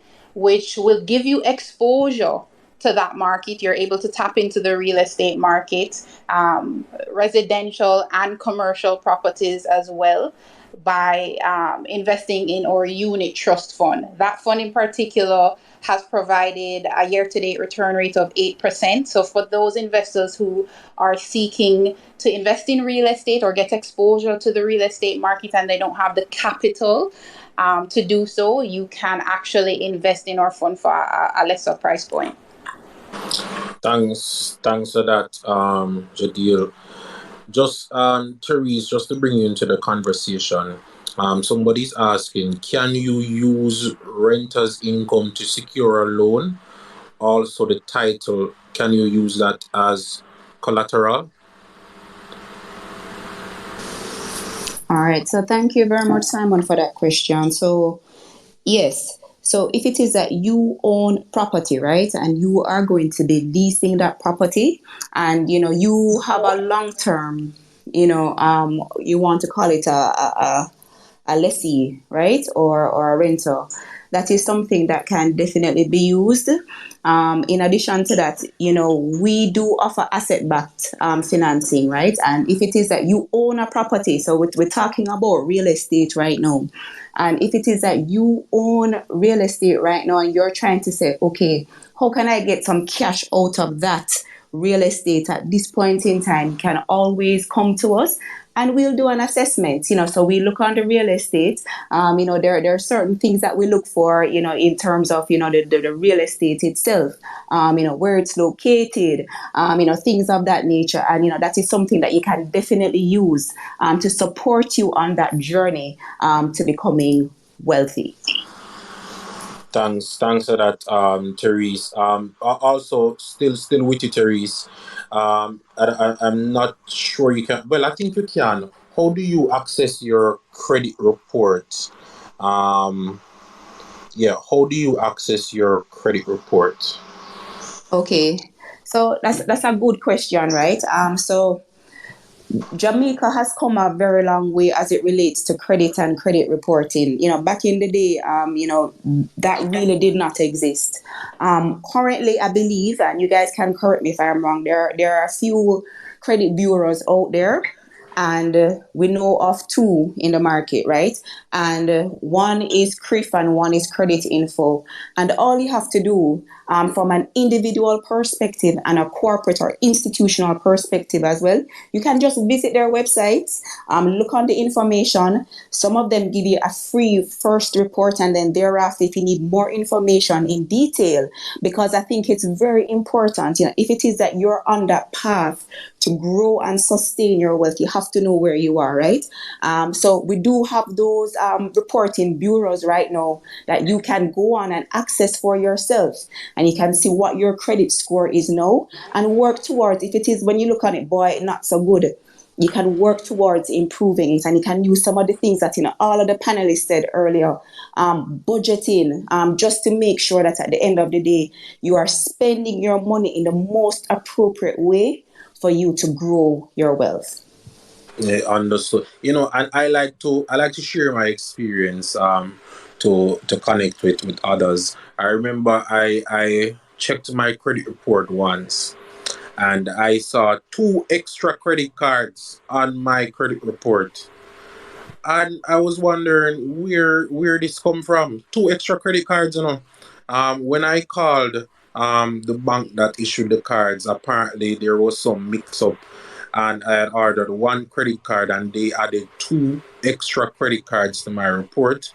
There was another time where I realized that I was sending over loan payments, but the bank was not recognizing it, so they had my loan in arrears. And as you know, Therese, these things affect what you call your credit score, Yeah, which man. reflects your overall credit health. So my credit score would have been affected, and boy, I got very upset about it, and I spent a good while at the bank on the phone, and they fixed it. But certainly, it's very important, very very important. Yeah, Ramon and man. Richardo, Absolutely. I have a question for you. This one is on the technical side. Um, our viewer, our listener is asking, what is your view, re Jamaica importing a wave of inflation in 2021, and how would that affect overall economy and distribution companies on the JSE? Well, Simon, I think I'm going to have to leave that to the economists. So, Richard, you're going to bail me out here. Yeah, man, Richard or PG can jump in here. Yeah, I'm not so sure. I'm a good economist. Good economists are dead. So no, that's a legitimate concern, and the primary way that we see inflation coming about is because of the current disruptions in global supply chains. We saw that with a listed company back in December, November, where global, battery supplies were disrupted, and that caused them to have some difficulties, right? But what I would say the data suggests thus far, and what the Fed, that is the U.S. Central Bank, has been trying to signal to the market as far as that this is likely to be what you call transitory, right? That is, once the supply chains get back to normal, let's say next year, mid half of next year, then you are going to see all of the excess, the excess by which demand is oversupply begin to normalize, and therefore prices are likely to remain stable. No, but that's in the context of a developed country. In terms of our local distributors who are importing, I am minded I'm inclined to think that any disruptions we see in terms of prices could also be transitory, to the extent that the price relationships that you have between importers and their suppliers, once those contracts are also transitory, right? I hope I'm making sense here. In other words, if the prices are transitory in the markets from which you are importing, then it is likely that whatever bump in prices you see locally will either be transitory or marginal. And by marginal, I mean not to such a degree that it will force the central bank to revise interest rates upwards, right? So that, I believe, is our preliminary thinking on it, and that is basically what the data been suggesting thus far. I think the Jamaica Observer or the Glean, one of them, had a very good article today outlining in fairly simple language, a former economic advisor to President Barack Obama, outlining why we think that inflation is not likely to be something to worry about going forward. So that would be my 2 cents, Simon. Thanks. All right, Simon, I want you to Sure, add sure, PJ. So Well, back to the view of inflation being transitory, we've spoken about this internally, in that we have already seen where, for instance, the commodity markets had been heating up for the beginning of 2021, and we kind of seen the view where a lot of market participants are also of the belief that, okay, this is just a supply chain backlog and it will eventually clear up. And hence, we've kind of been seeing within the past 2-3 weeks where commodity prices are dampering. And to extend that now, we've kind of seen where shipping containers, where the prices were up from around 2,000 to around, 9,000 roughly. But then now we have reports saying that they're ramping up production of shipping containers and there are more cargo ships on production. So we're kind of seeing where, because of the supply chain disruption from COVID, A lot of manufacturers now are ramping up production, and so we might eventually see where the supply matches up to the demand. So, specifically in terms of manufacturing companies on the JSE,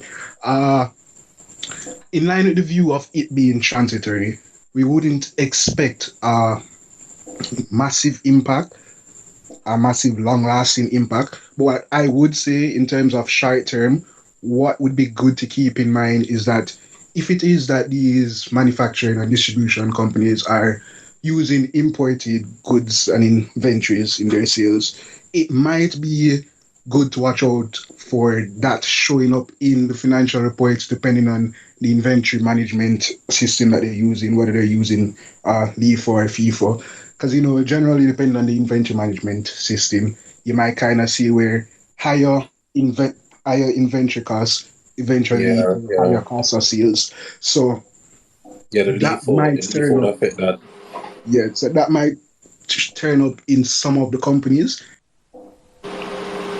Think technical that if you're a stock picker, you might want to look into that.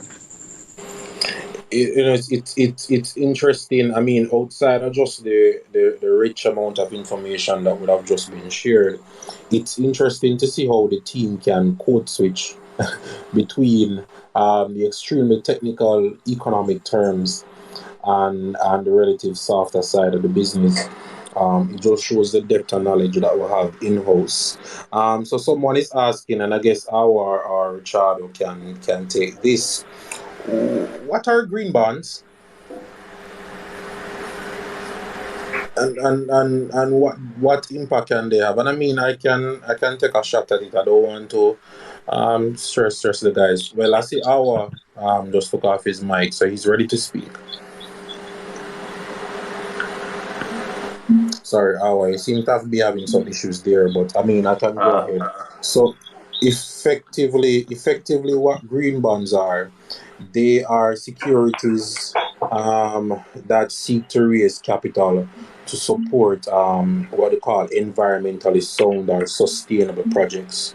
So if you think about a wind farm, for example, or sustainable forms of farming, that can be that as well. So it supports the issuers of these types of securities, and naturally because of the bond nature of it, this refers to fixed income or debt, but certainly investments can be done on the ESG side for equity as well, and this forms a part of what we've traditionally called, I'm going to take out the word traditionally, what we've called the alternative investment landscape, which we particularly, that's under my portfolio at Barita Investments.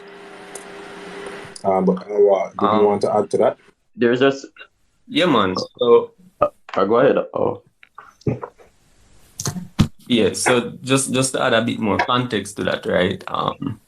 Globally, what has happened is, we've hit a point in time where a lot of the bad practices as it relates to, carbon emissions and things of this nature have actually started to affect the world significantly, and scientists have been speaking towards this for a very long time, For decades, scientists have been warning, climate change and whatnot.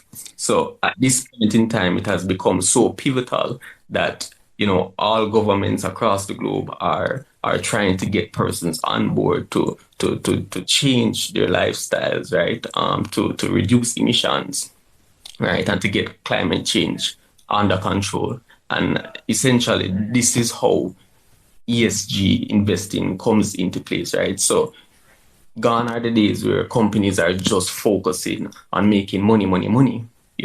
These days companies are saying, how do we make money while taking care of the environment, right? And that has been the pivotal stance behind things like green bonds, and just sustainable investing and investments in general. So just going forward, this is something that, many investors locally and globally are looking towards, how do move capital into spaces where it benefits us financially, but at the same time, it preserves our environment so that, 10, 20, 30, 50, 100 years down the line, our kids, our grandkids, and our great grandkids have a world that, is clean.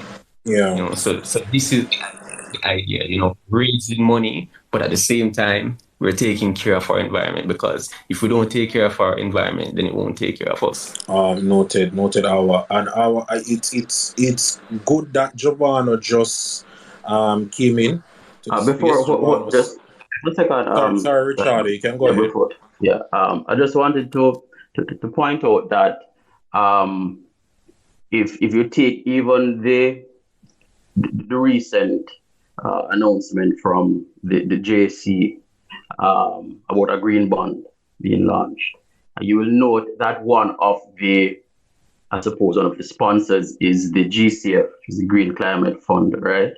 Which has a mandate to take what you call first loss positions in investments of this nature, right? And why I'm pointing this out, again, is really just going back to that idea that Raman spoke about earlier about, building out of infrastructure in Jamaica, but also within the Caribbean region, because we are small island developing states that are exposed to, out of cyclonic activities, hurricanes, etc. So what green bonds are really supposed to do is to help to build the infrastructure that will provide the kind of resilience that we would need to face or to mitigate the impact of climate change. What that means really for investors and potential investors on this call is that not long from now, I believe that you're going to see a lot of these instruments across the region. At least one Caribbean entity thus far has signed on to the UN Principles for Responsible Investments, right? And I'm sure they're actively developing, instruments along this line. So you will have the opportunity, if you are so driven Yeah. or motivated, to invest in instruments that express your view and concern about the environment, right? So I think this is an exciting space to look out for and to actually invest some research time, because it is Yeah. coming. So Richard, your perspective is naturally from the research side of the business. But I want to bring in Therese and Raman. Therese, Yes. Therese and Candice were on the sell side, and Raman is on what we call the buy side. So the buy side of the business, the asset management side of the business, and the sell side of the business in investment banking and generally capital markets. Therese, have you seen an increase in the amount of let's say green bond related or transactions that are geared towards projects that fit some environmental or social good in your space? And Raman, do you have appetite for these types of investments? So I would definitely answer that question, Simon, and say yes. And I want to bring it back home, right? To the topic at hand in terms of the challenges, the investment challenges for millennials. And Forbes would have recently published an article where it is that millennials are more likely or twice as likely to invest in these types of companies, right, Simon? So these are the companies, that have specific environmental goals. The article stated that 90% of them are willing to, and us, millennials and Gen Zers are, willing to invest in those type of sustainable projects, right? 75% of them believe that these investments can actually change change the world, change the planet, change the universe that we live on. And 84% believe that those same types of projects can help to build and uplift countries and poverty levels, right? So bringing it home, when we're looking for these types of investments, people are actually looking for those types of, and millennials and Gen Zers are actually looking to invest in those types of instruments. Now, from our perspective, from the investment banking side, we're seeing more and more of those projects. We're seeing where it is that entities, they're looking, as best as possible. How can we save the environment? How can we utilize alternate means, to reduce the carbon emissions that will, ultimately impact the sustainability of our own planet? So yes, definitely we're seeing those projects. Definitely, we're willing to support them. Obviously we do our due diligence and really want to ensure that there's some level of viability there.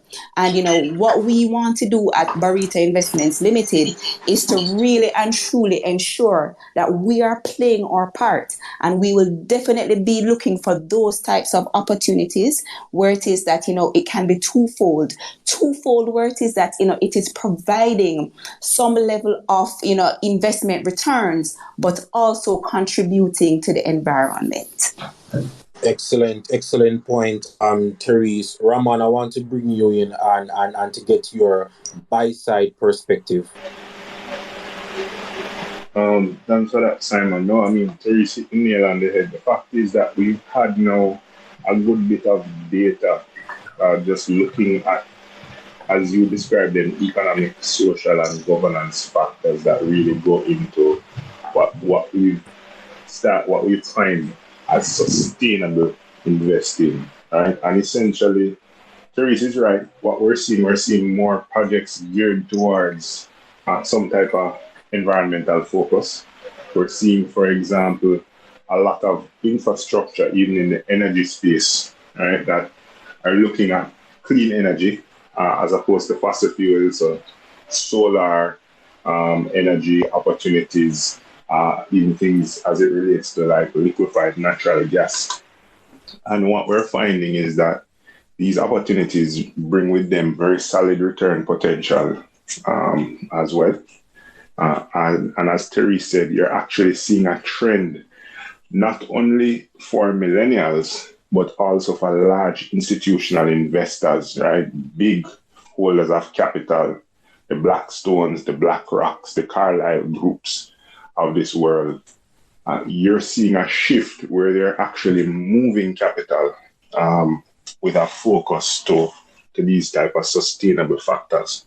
Right? They're actually saying to companies that if you don't do something to improve your impact on the environment, we aren't going to invest in you. And that by itself is influencing the actions of companies. And ultimately, a lot of these things impact returns over the long term. Because if companies have continued practices that damage the environment, I mean, ultimately the investor will feel it in the long run. So yeah, definitely there is appetite for these type of investments on the asset management side.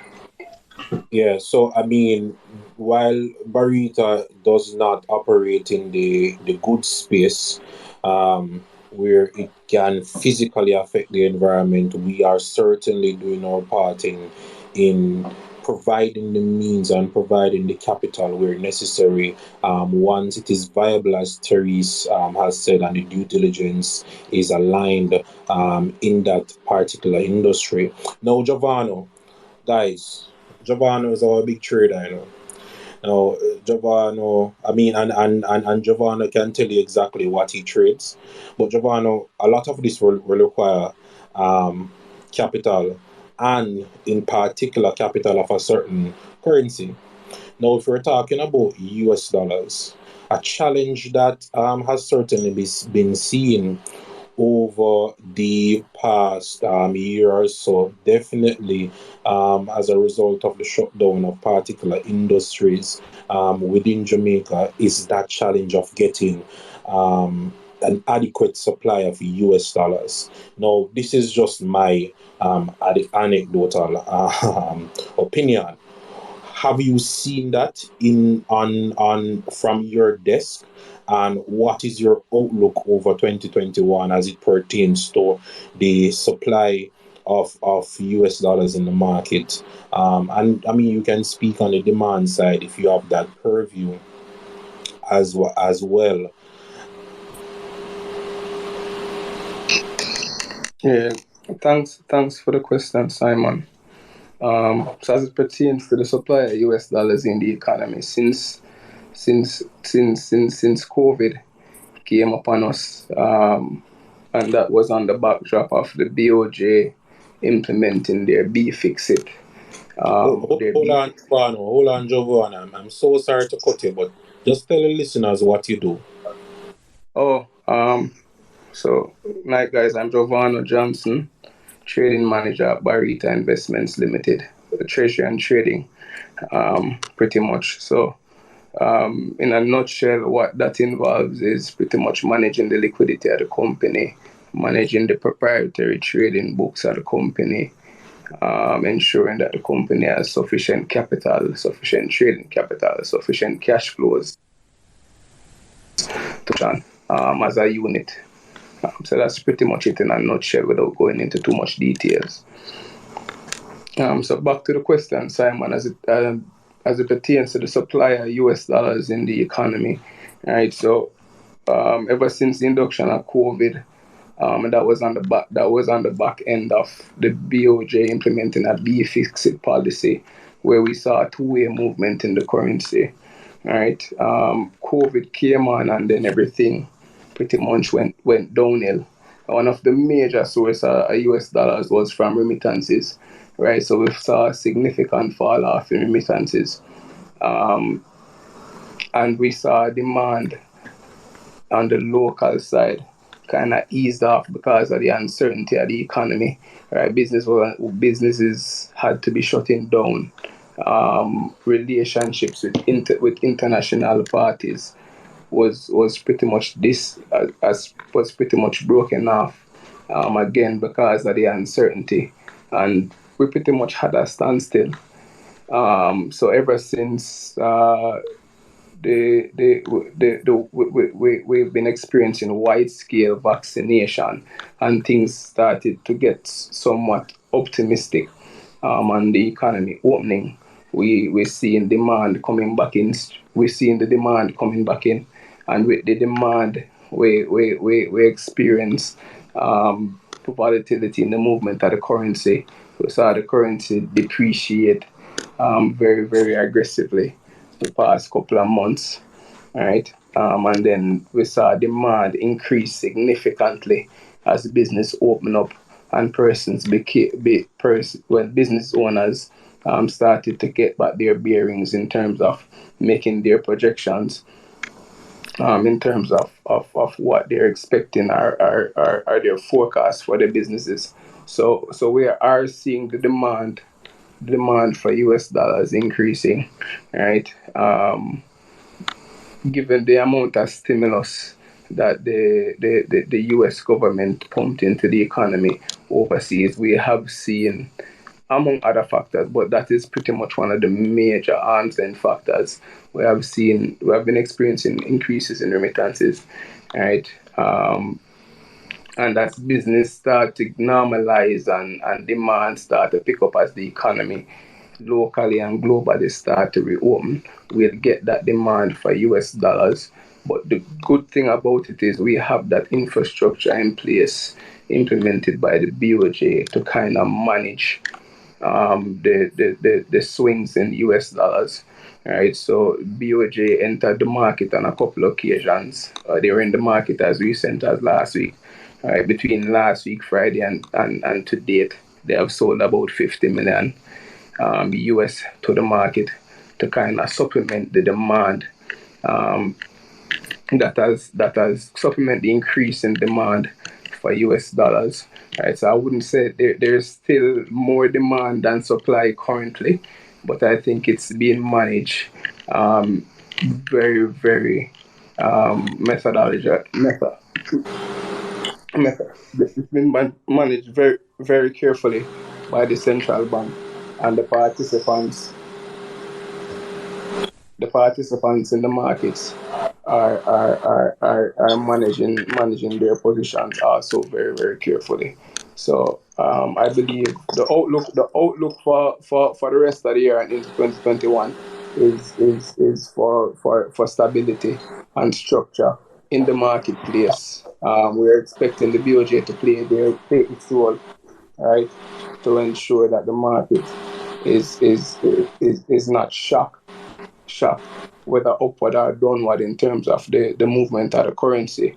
And we also expect market participants to play their role, right, in terms of their influence that they have, or that Yeah. their business have in the economy. So that is pretty much my position on the US dollar position. But The US dollar. thanks for that, Giovanna. I mean, I know our team maybe used to a very detailed explanation of the FX movement in the market, but I'm certain that our listeners have appreciated your input, which really gave a synopsis of how it has the market has moved since COVID, through to, and you said up to today. Between the last week, there was about 15 million coming in. So it's good. And I just want to. I know we're up on our time. And boy, the Barita team, the way this space is nice, we might have to do it more than twice. You know, I just want to really big up the team that came out. As you realize, we had an almost full package of speakers throughout the night. Speakers with the head of asset management, the head of research, the head of investment banking. We have a senior manager in treasury, and we have Richardo's team, Awa and PJ, supporting, and we also had Jadil from the retail investment side. And if you look at their accounts, a lot of these guys never had Twitter accounts before this, but we reached out to them over the course of the last week or so, and they would have jumped at the opportunity and created their accounts just to be closer to our clients and to have these discussions more openly. So you'll certainly be seeing more from us in this space. I want to also thank those that have stuck with us through the period, and everybody that has listened. At the high point, I heard we had up to 224 persons. We appreciate each and every person that listened in, and we really hope that you would have benefited in some way, any shape or form from this conversation. I mean, today our focus was on millennials and the investment challenges.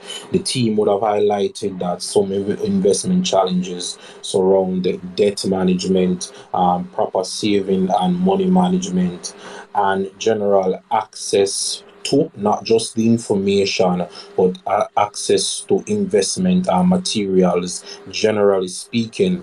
Now, from a financial literacy perspective, which was prescribed as one of the ways to bridge the gaps between the beginner investor and where they want to be, Richard would have mentioned specifically that there are ways that you can bridge this gap.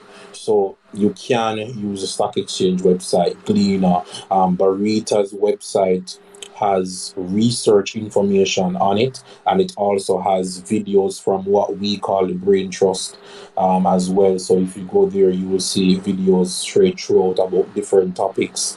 That is also available on our Instagram page as well. So we are here to provide information.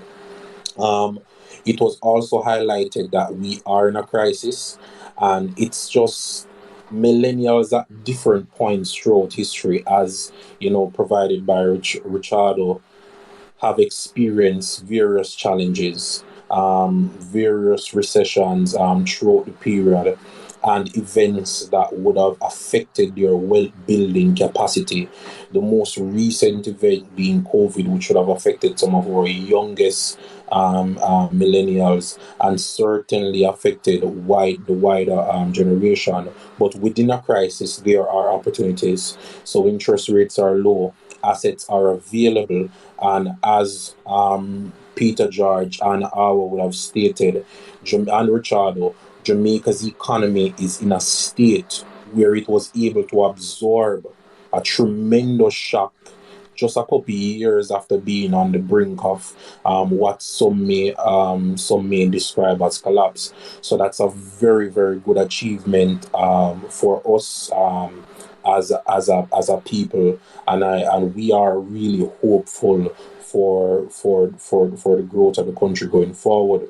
Rahman would have taken on the challenge of discussing real estate and whether millennials will have a chance to hold real estate. And he stated that yes, but you just might not be able to live in the exact place that you want to. And from my perspective, you shouldn't think of your first property as your only property or your home and you must live there. I know quite a few individuals who their first property they rented that out and live with their parents. Richard would have also brought a different perspective to the conversation about real estate when he said, look, if you look at real estate as an asset class, which it is, and as an investment that provides a return, then if you can find investments that can provide a relatively higher return and you do not have a sentimental value attached to owning a home, then you don't have to invest in real estate. Jadil would have come in and said, and it is very important to bring up the fund management side because not all investments are for all investors. So if it is that you do not want to own a home directly, particularly because of the cost associated with owning a property, you can get exposure to real estate and property through Barita's real estate fund, which has performed, I believe she said, 8% year to date. At one point, the year-over-year return, I believe, was around 13%. And if it is that you believe that you want to use specialization, as PJ would have mentioned, and allow other investors, the professionals at Barita, to invest for you. So we have our top trader, Ferris, and that team is led by Raman, and the overall investment team is well guided by the Cornerstone Group and Jason Chambers specifically, who's the CIO of the group. Then you can allow fund management to do that to help you along that journey. I told my team that this space came off to me, like it's like we organized a football team, and the guy, if I were to diagnose it, I would say the guys came out as top strikers. Boy, Shani, sorry about that. I don't want to take that from you. So the guys came out as top wingmen. I would have certainly scored many goals tonight. So thanks a lot for coming out. I really appreciate it. Watch this space, no pun intended. We will certainly be having more just like this. And we want to introduce you more to our brain trust and more to our professionals at Barita to kind of build to build that relationship between Barita, etc. I just want to big up Giovanni as well. I think we kind of took Giovanni from his work. Giovanni makes money throughout the night for us. And he jumped in the space willingly to share his expertise, and really appreciate that. So thanks again, Candice, Richard, Therese, Raman, Jadil, Awa, and PG. And thanks to the marketing team, which would have been behind this space and have been managing it very well. We really appreciate it. Hope you guys have a good night, and let's go make some money now.